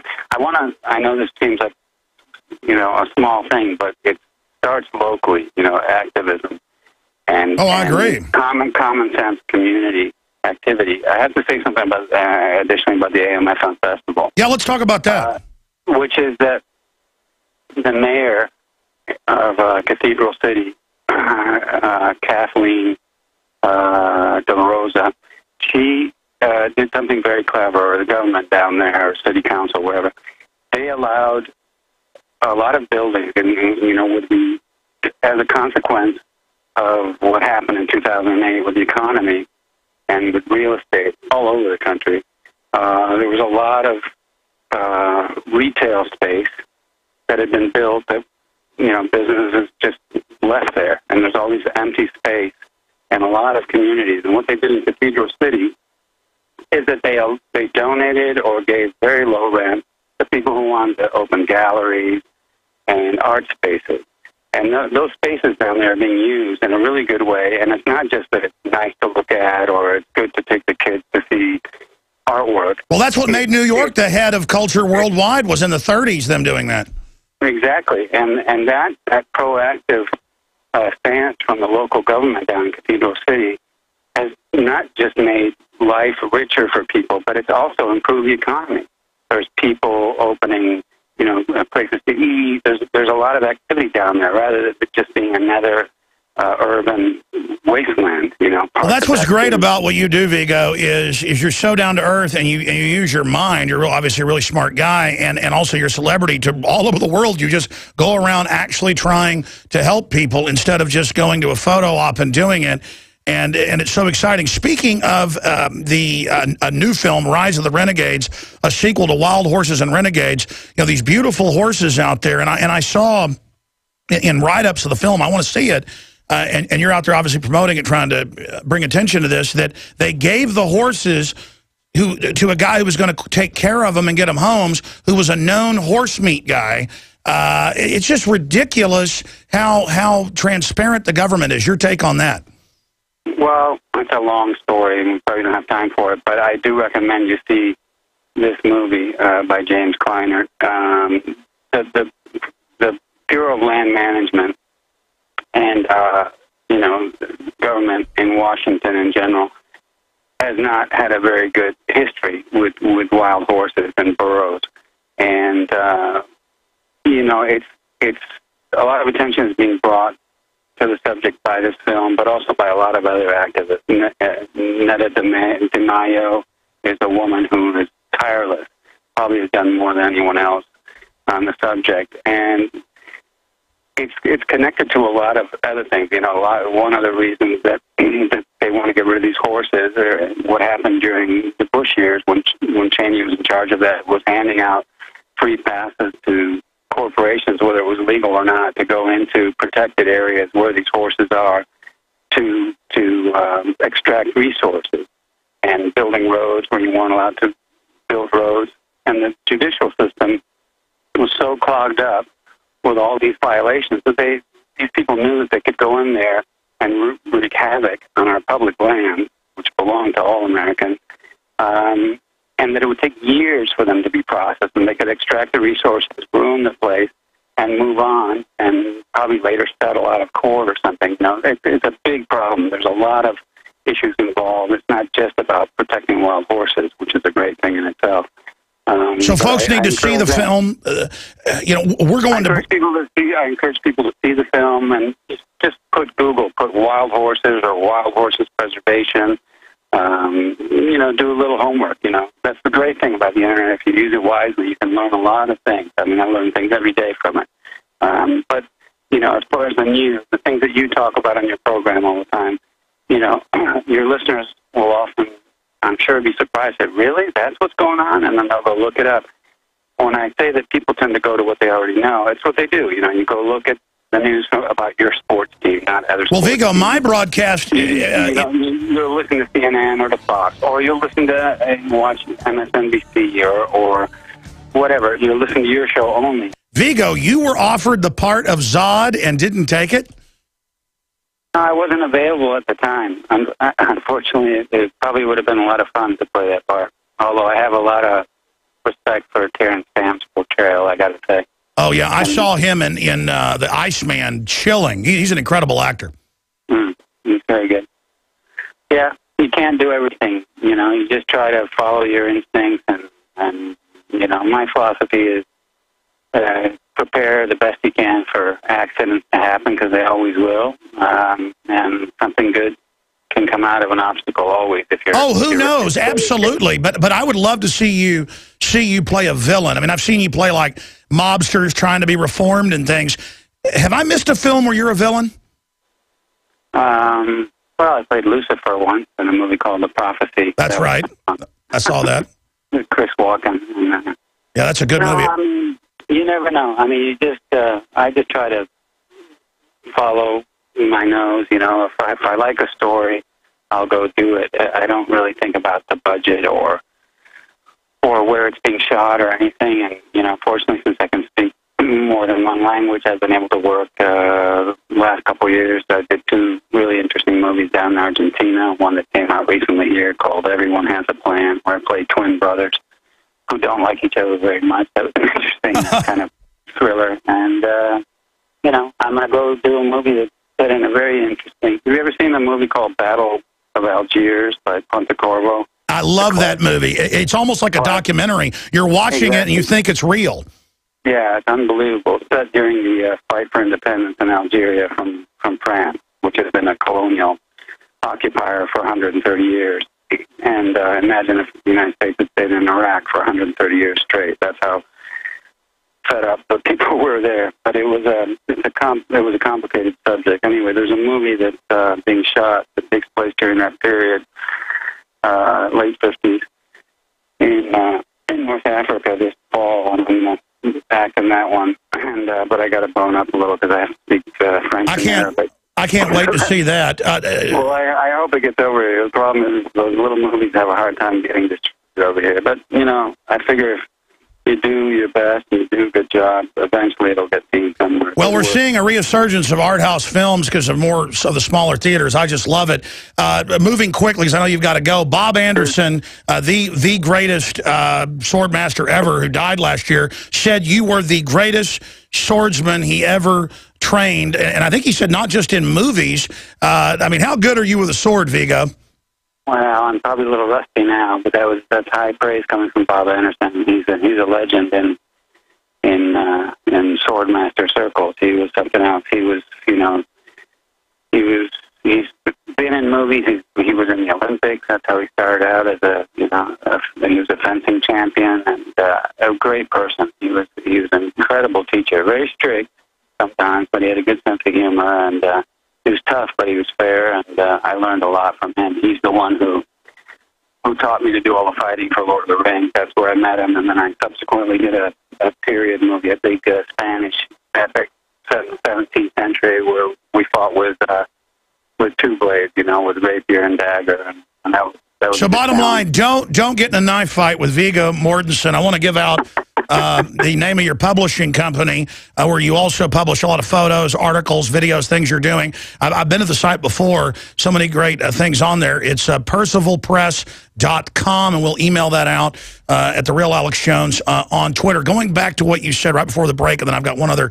question, and I'll let you get out of here, Viggo. You're a real sweetheart to come on with us, your busy schedule. You were talking about getting outside the box. Google admits they now, and YouTube tries to keep you in what they think you like, and they admit to balkanize the population. And I agree with you. The greatest solution... How do they do that?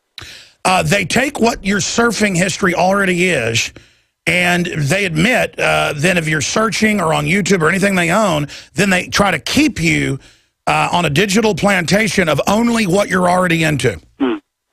Yeah, it's true that you have to push yourself. You know, I mean, it's the same as getting off the couch and at least going for a walk. You know, it's not always the first thing you want to do. You'd maybe rather stay on the couch and eat another bag of chips, but it's, you know, it's good for you to get out and go for a run or go for a walk or go talk to somebody. You know, get off the phone, get away from the TV and so forth once in a while, or regularly. And it's the same with looking for, if you're curious about what's going on in your community and what's going on in the world, you got to make an extra effort. You know, go listen to people and read people that you probably won't agree with, just to get the other side of it. Make up your own mind, because the left, the right, all journalists, all commentators have their spin, have their motivation. Get out of the rut. Get out of the rut. Expand. Yeah, make up your own mind. But you got to make an effort. It's not just going to be handed to you by a computer without you making an effort to go look elsewhere. You know? Wow, Viggo, amazing. In closing, most horror movies, I'm not a horror fan. I like science fiction that has some violence in it or whatever, just because that makes it more real. But since I was a child, no movies have scared me. And I've seen movies before that are, were action adventure, and I'll want to watch them again. The Road touched me like no other film I've ever seen. And because I've studied history and things and had some experiences, it's so real. And I know within 10 days, most people become cannibals in Pentagon studies. In closing, that's a film that I am physically afraid to watch again because of almost the ancestral fears that it rises. And what if there's a nuclear war? What of our atmosphere? What if The Road? What can you say about that? Well, it's true. It's a harrowing experience to watch it, but it's also beautifully made. And John Hill directed that movie, and John did a great job with a tough subject matter. And the boy in it, Cody Smith-McPhee, who's now he's over 6 feet tall. He's a man now, but he was fantastic in that movie. And it's unfortunate that in the the last minute they decided not to distribute it as widely as they were going to. But like I say, good work eventually gets seen, and a lot of people on the street, as many people comment on that movie as they do any other movie. It really touched the nerve, and it's kind of like you say, it's a good warning in a way. It's like, if we don't want to end up that way, you got to take an action. Well, the most touching part is, in closing, is when Robert Duvall, you and your son are there, and he explains that boy's a god in this ugly, destroyed world. He doesn't say that, but that's what I got in the poetry of it, is that this youth, this energy, the creativity, the green shoots in a dead world. If children are our future, and I mean, what did you take away by that writing? Yeah, it's beautiful. I mean, I would paraphrase in a way what he was saying, or how I would put it is, children are God. Pay attention.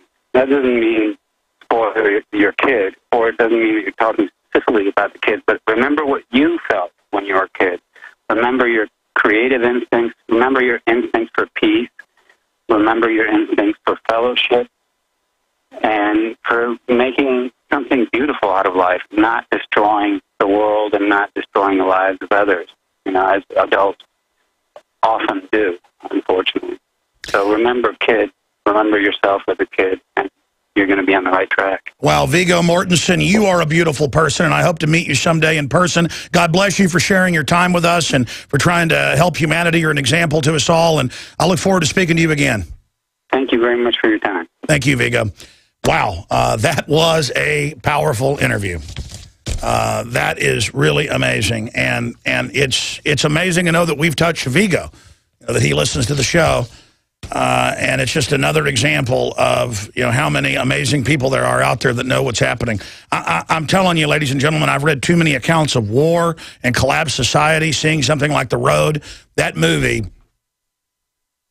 it's like Godfather 1, where it's like it's real, or the Battle for Algiers he mentioned. You watch that and you think it's a documentary. It's done so good. And there's parts of Godfather where it's not magic like that. The Road is magic from the start to the end, and Viggo is an artist.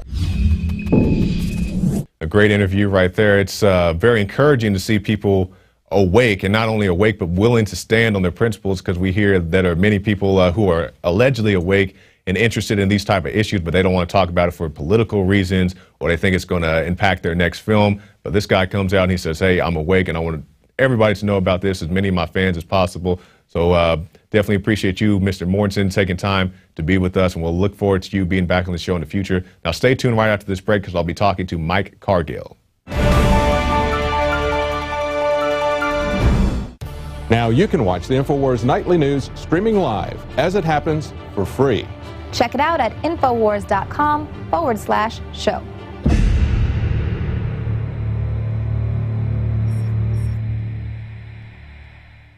Many anthropologists and archaeologists believe that before man even discovered the power to harness and use fire, we were involved in agrarian activities.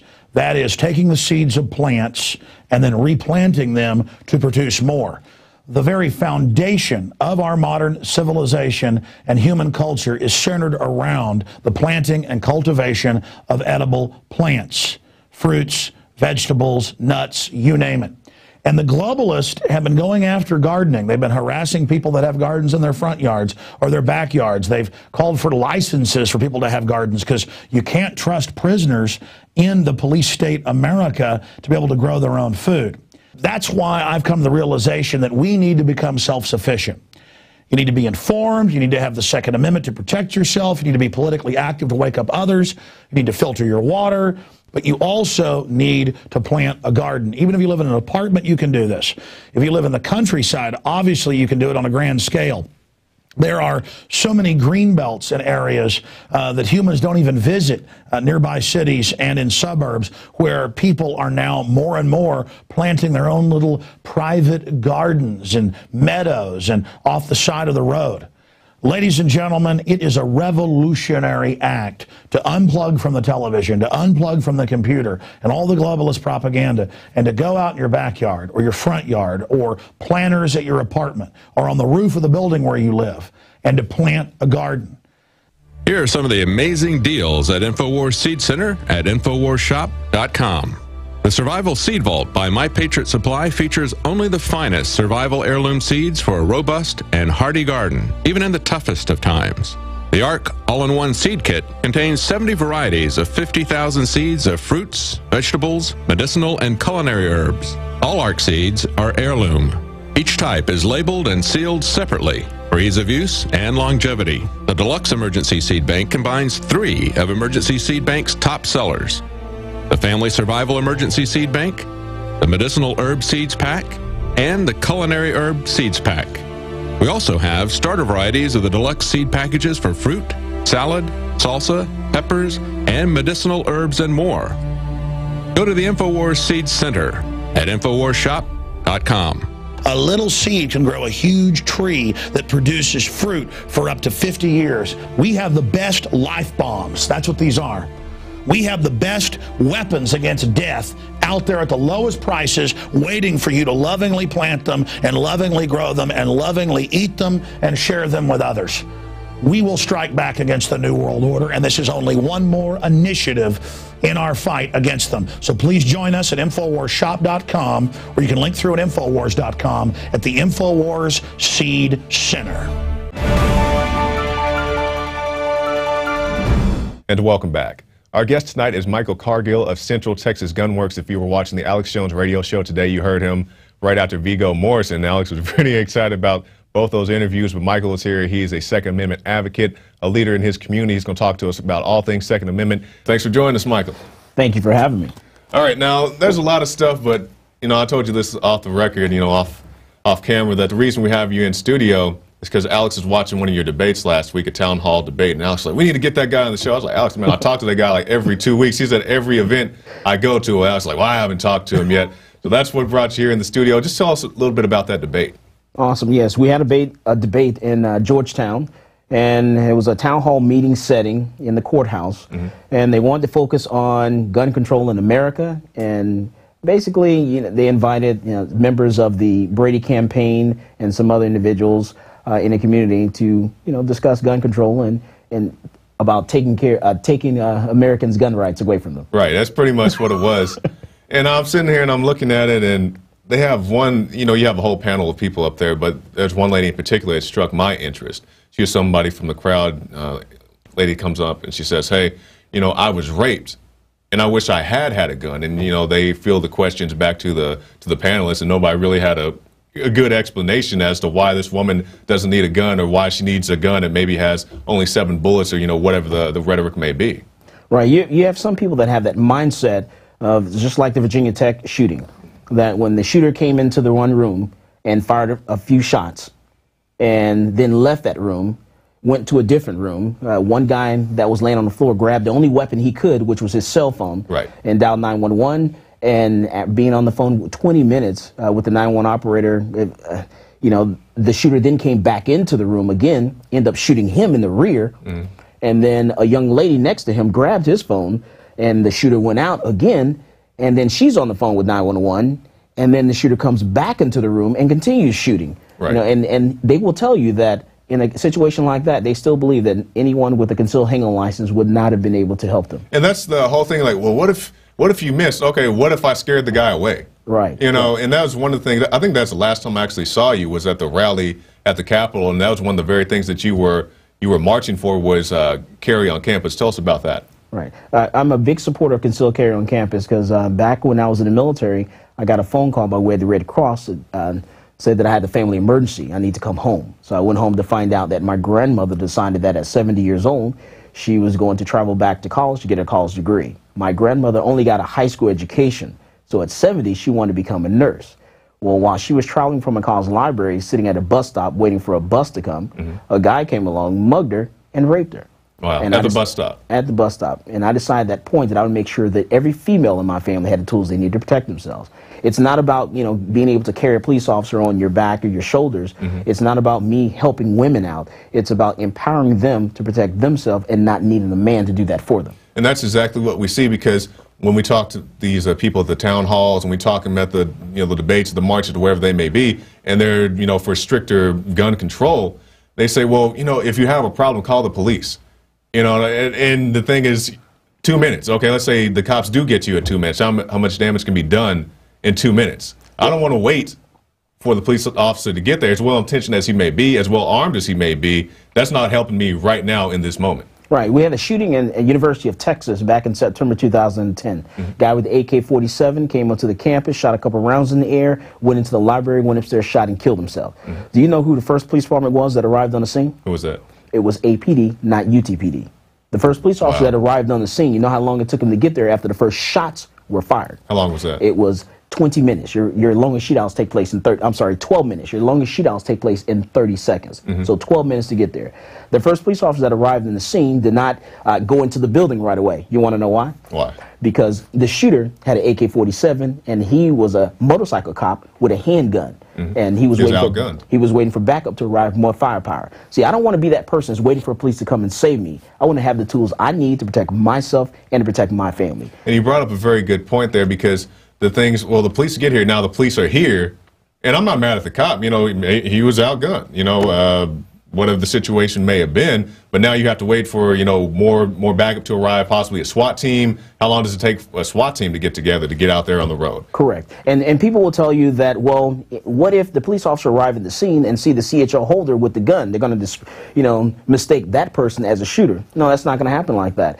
That CHL holder, when he gets that person in sight, will deploy that firearm, stop that individual, reholster that firearm, and then start giving first aid to the other people that have been shot. By the time the paramedics get there, that person will need first aid from giving first aid. Yeah, I mean, that's the thing. People who have a CHL, responsible gun handlers, you know, they're not going to run around like a John Wayne movie waving their gun in the air. They're going to wait until the moment, if that should ever occur, pull out, draw down, fire, and then reholster. You made a very good point. But you also brought up another point that a lot of people will criticize. Well, the guy in this particular situation had an AK-47. Why does this guy need an AK-47? Nobody should have an AK-47. What would you say to somebody like that? Well, no one needs a Mercedes, no one needs a BMW, but we all want them, so we can afford to buy them. So, you know, don't tell me what I cannot have. This is the United States of America, and that's why it's called the land of the free, land of the brave. Right. All right, now there's a lot of topics I want to talk about with you. We had an article about you earlier this year, back in January. Texas gun shop owner calls for Groupon boycott after deal is nixed. Tell us about that. Oh, yeah. We did a deal with Groupon, and well, we did a concealed handgun license class for 2 people. And so the deal went live, and after 1 day of the deal going live, my Groupon rep gave me a call, and they said, man, Mike, you know, your deal is going great. You know, it's looking like it's going to sell out. You know, can we increase the amount of people that can purchase the deal? I told them, sure. So go ahead and let's, you know, double it or triple it. You know, whatever you want to do, I'll go ahead and sign, you know, the contract or send you an email, and we'll make it happen. Right. Because we do everything in writing. They said, great. So they went forth and do great things. That next morning, I came into work. He called me up. He said, well, you know, Mike, the CEO of Groupon has decided to suspend all gun deals, anything related to gun ranges, shooting clays, shooting classes, groups, right, anything dealing with guns. They're going to cancel those deals. And I said, why? You know, the deal's going great. Well, because of the incident in Connecticut and what's going on. So now we have to stop everything gun related. So now we're going to focus on certain tools. It's okay, you know, to have a deal where you go to a porn studio or something like that, but it's not okay to have, you know, the gun deal. Where people are actually learning safety and learning the laws of how to protect themselves. It's such a knee-jerk reaction because there's an incident. You know, just like the recent incident with this reporter on Rolling Stone. I don't know if you heard it on the Alex Jones radio show today before you came on. They were talking about the reporter, and his car allegedly caught fire, burst into flames, you know, when he struck a tree. And I'm wondering what Mercedes has to say in retort of that. I'm pretty sure Mercedes isn't going to be happy with the fact with somebody saying that their car just burst into flames if it is to strike something. Right. We're targeting lawful gun ownership in this country. We're not going after the criminals. Here in Texas, you know, just like you said about accidents, you have over 1,000 people, 1,000 fatalities here in the state of Texas this year so far. 1,000 fatalities. okay, on our Texas highways. Right. You know, you ask them how many people have been killed by firearms. You're not going to come up with 1,000. Right. And that's the thing, because we see all these groups, they're saying, well, we need this to protect the children. We need this to protect the children. I actually have this article right here. It says 15-year-old son of deputy shoots burglary suspect. So this is a situation where a child, a child was left home alone. I believe he had his sister at home with him at the time. Somebody breaks into the house.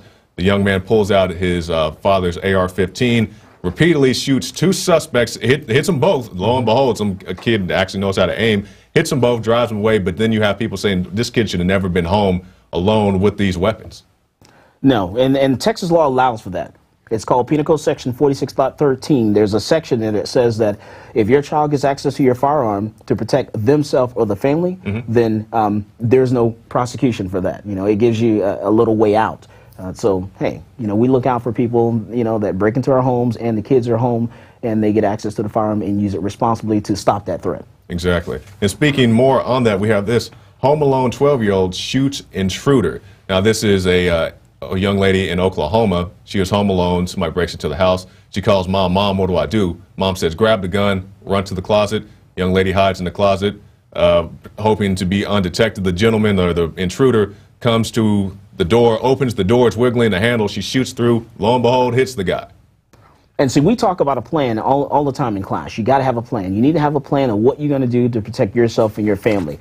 I tell people, if someone breaks into your house, what is your plan? What are you going to do? Where's that gun located? Is there around the chamber? Is it on safety? What are steps that have to take you to fire that gun? And so I actually try to get them to get a plan. If someone breaks into my home at 3 o'clock in the morning, I'm going to get all of my family members into a safe room. We have a code word, you have the alarm. If that code word is used, the alarm goes off, I want everyone to make it into the safe room. They make it into that safe room. In my safe room, I have a monitor where I can see my cameras 360 degrees around my house. Every entrance of an exit to my home is a camera. I can see as far left as the left side of my neighbor, as far right to the right side of my neighbor, every entrance of an exit to my home. They break into my home, my family members are accounted for. I'm not going to accidentally shoot one of my loved ones. I want to stop that threat. So it's about having a plan and protecting your family, because when it boils down to it, no one's going to protect you or your family. Police are not going to arrive there in enough time. Right. That's a very, very good point, because you get all these people, and even people who are responsible gun owners, the situation they run into. If somebody, lo and behold, breaks into my house, I don't want to accidentally shoot a family member. So I heard you talk about things such as code words and places to go. Can you elaborate a little bit more on that? Right. I use a code word like in my shop. We have a code word event. There's an emergency inside the shop. We're doing a concealed handgun class of about 60 people one Saturday morning.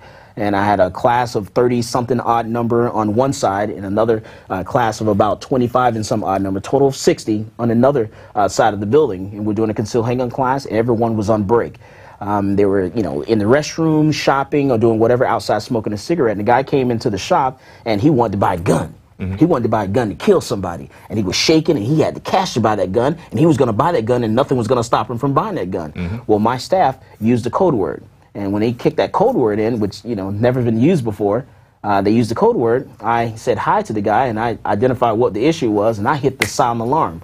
And then get the police rolled in that direction. And so I engaged that individual, gave him the paperwork, said, well, I'm going to help you buy that gun. Here's your paperwork, and you say you got the cash? All right, you have all the cash. I want to help him buy that gun. And then police showed up. We got him outside, and when we got him outside, his girlfriend, some other people showed up. About 10 police officers showed up. There was a big fight outside in the parking lot, not in my shop. Right. It's up to me to make sure I keep my employees safe, my customers safe, and I want that to happen outside, not in my shop. Have you heard anything about that since then? Have you followed up at all? Yes, they actually took him to get a mental eval done. Okay. All right. Well, see, that's a situation where a mental evaluation may be necessary, but we hear all these people saying, well, for somebody to purchase a firearm, we want them to have a mental health evaluation, but under the new Obamacare, it says that no interactions between you and your physician are private anymore. So it's like you're mad at, lo and behold, maybe the Spurs lose tonight. Right. I'm mad at the Spurs loss, so I'm gonna go out and kill somebody, and then you gonna kill somebody, Mr. Smith? Well, let me report this, and then next time you go into the gun shop, you get flagged. Right, exactly, and that's the one thing we're afraid of. Like our soldiers, our soldiers are deployed overseas and in a hostile situation. They return back home, and they have some issues dealing with what took place overseas, actually shooting someone and those issues. Well, then they label them with PTSD. When they get back home, some people feel that, well, since they're labeled with PTSD, we should take their firearms away from them. And then they'll turn around and redeploy them back into that war zone. Exactly. It's okay to have your firearm when you're overseas protecting someone else's constitutional rights or someone else's freedom, but when you're here in the United States, we're going to take yours away. Yeah, and we see this. They've been demonizing veterans, coming after the gun rights, demonizing them in all the shows and so forth. But then again, most veterans here, if they own a rifle, it's probably a semi-automatic, even though they're shooting fully automatics, flamethrowers, God knows what, over there overseas. But I don't want to focus just on that. Let's get back onto this. We get another document cam shot. Now, this is a situation, a group in Houston, I believe they've done this in other cities as well. They're giving out shotguns in high crime neighborhoods, and like I said, I believe they are doing this other places. Do you agree with this strategy? I agree 100%. We need to give the power back to the people, not go to the local police department and turn your guns in for $5 or whatever it is. Since we'll get back to this Houston thing, but I want everybody to know, I've talked about this before, but I want everybody to know this. In states such as Arizona, state of Gabby Giffords, where Gabby Giffords got shot, when you turn in your gun to the police, they don't destroy it, they resell it. Which is to say the gun that shot Gabby Giffords could be back out on the street today because they resell it. And they also do it in, I believe they do it in a suburb of Chicago. So you think about that next time you go to turn your guns and they give you a little dinky $25 gas card, they're going to resell your AK-47, your AR-15.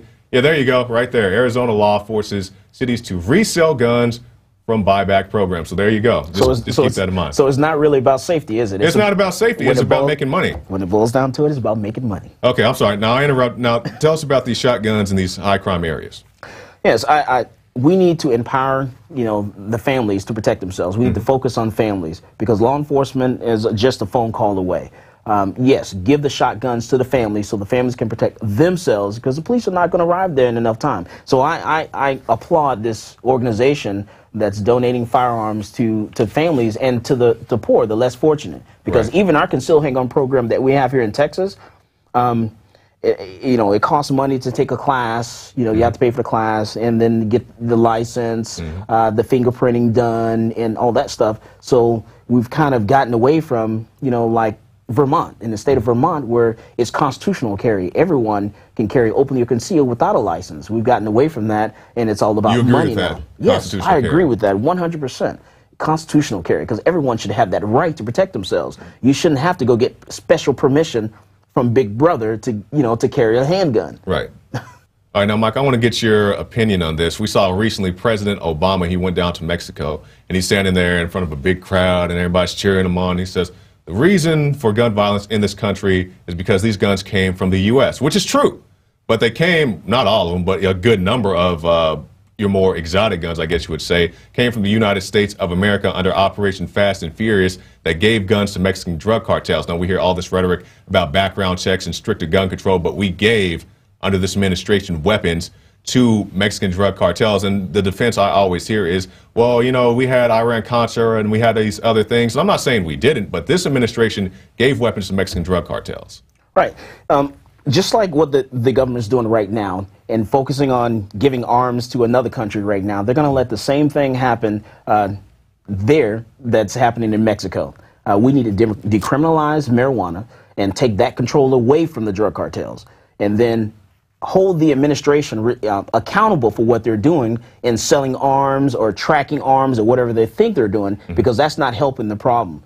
They need to focus on their laws. They know when a gun's being purchased, and they're tracking all that stuff.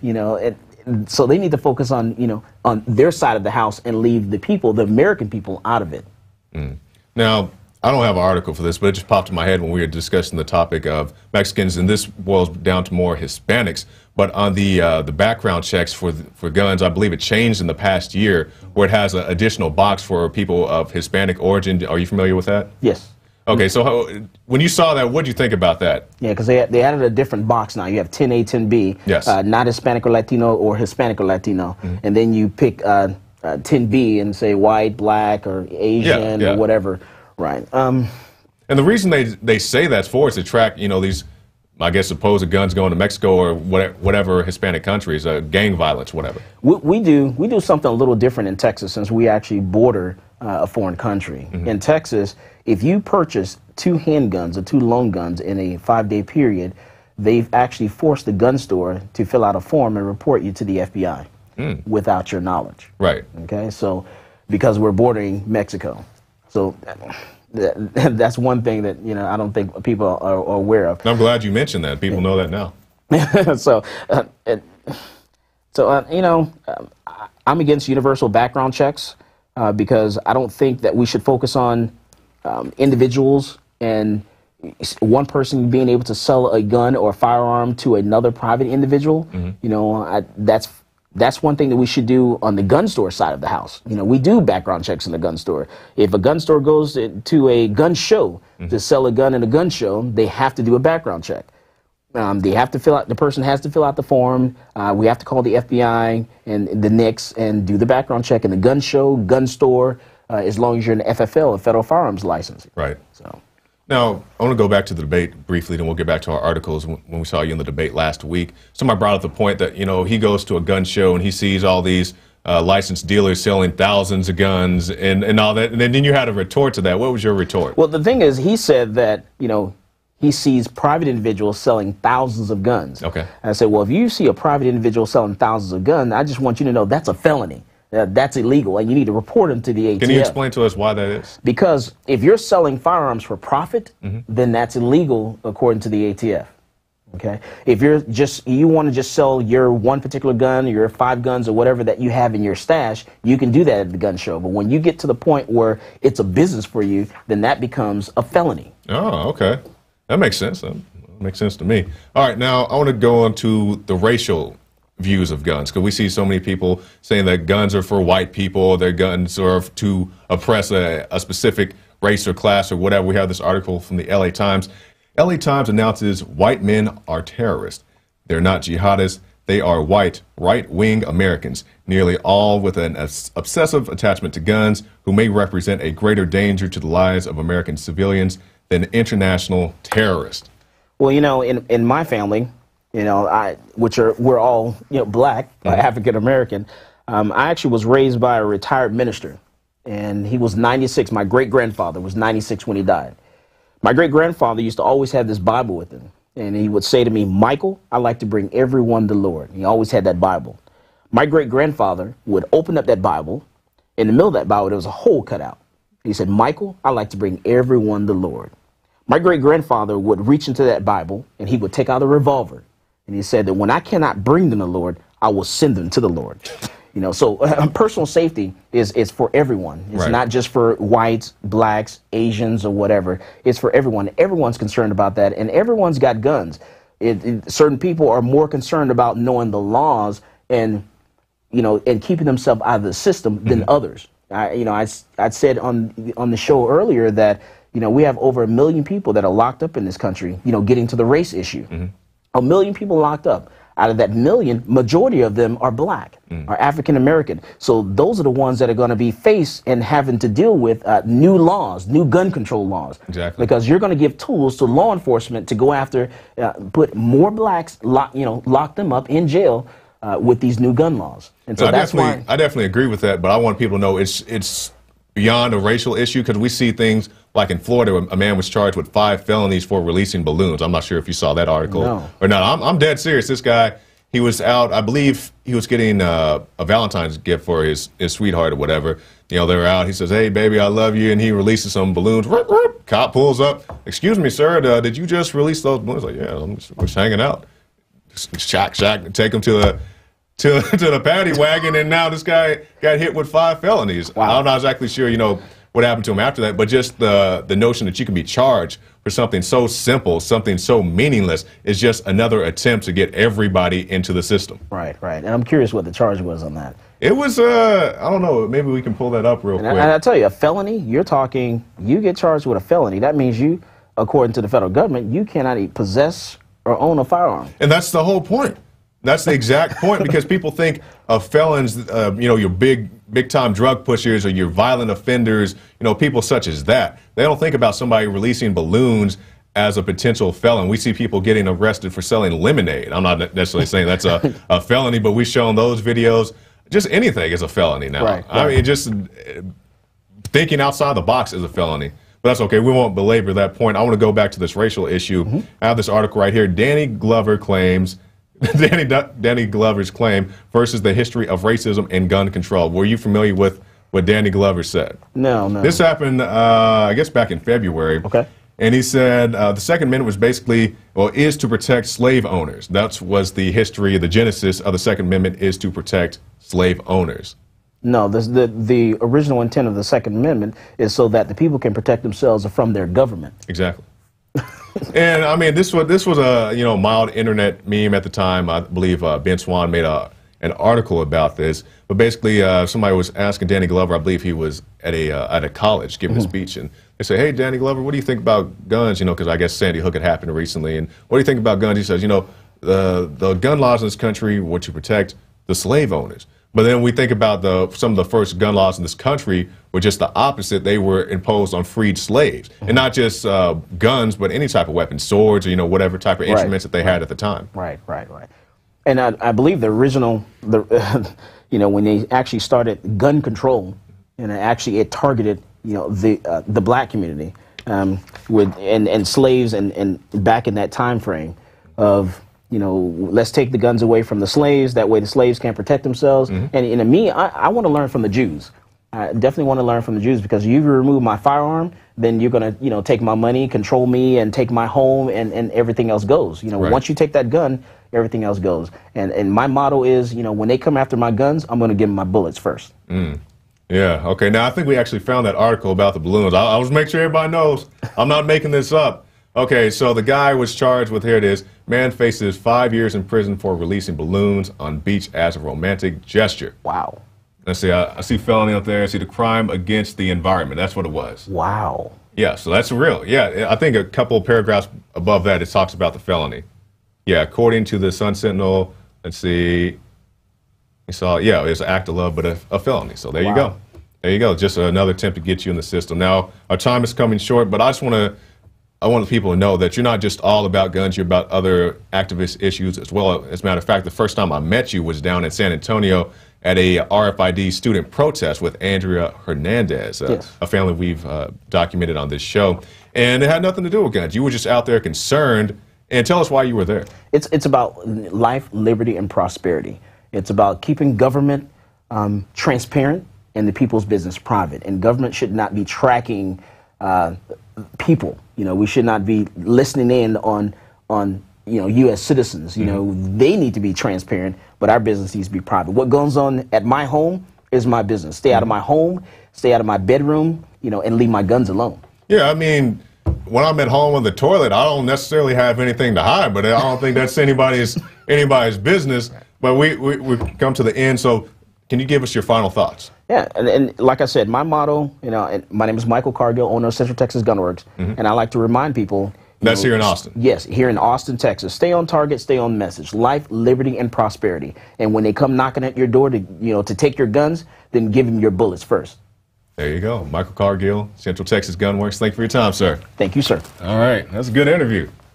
And that was Michael Cargill. I definitely encourage you, if you are in the city of Austin or in Central Texas, go to centraltexasgunworks.com. Also go to the physical location. There's a lot of great stuff there, not just guns, also concealed carry and so forth right there at Central Texas Gunworks. And also, if you'd like to support this broadcast, you can go to prisonplanet.tv. You can see the Alex Jones radio show, the nightly news, the special reports. All that is right there at prisonplanet.tv, including that weird Bilderberg thing. Oh, man, I can't get over that thing. I hate just looking at it. But don't go back to Marco. But also, you can go to the Infowars shop and pick up some good Come and Take It shirts, because we had a lot of Second Amendment news today, so you can see them all right there. The AK-47, the AR-15, the one for the ladies, all of it is right there on the Infowars store. So that's it for this edition of the Infowars Nightly News. I'm your host, Jakari Jackson. We'll see you back tomorrow.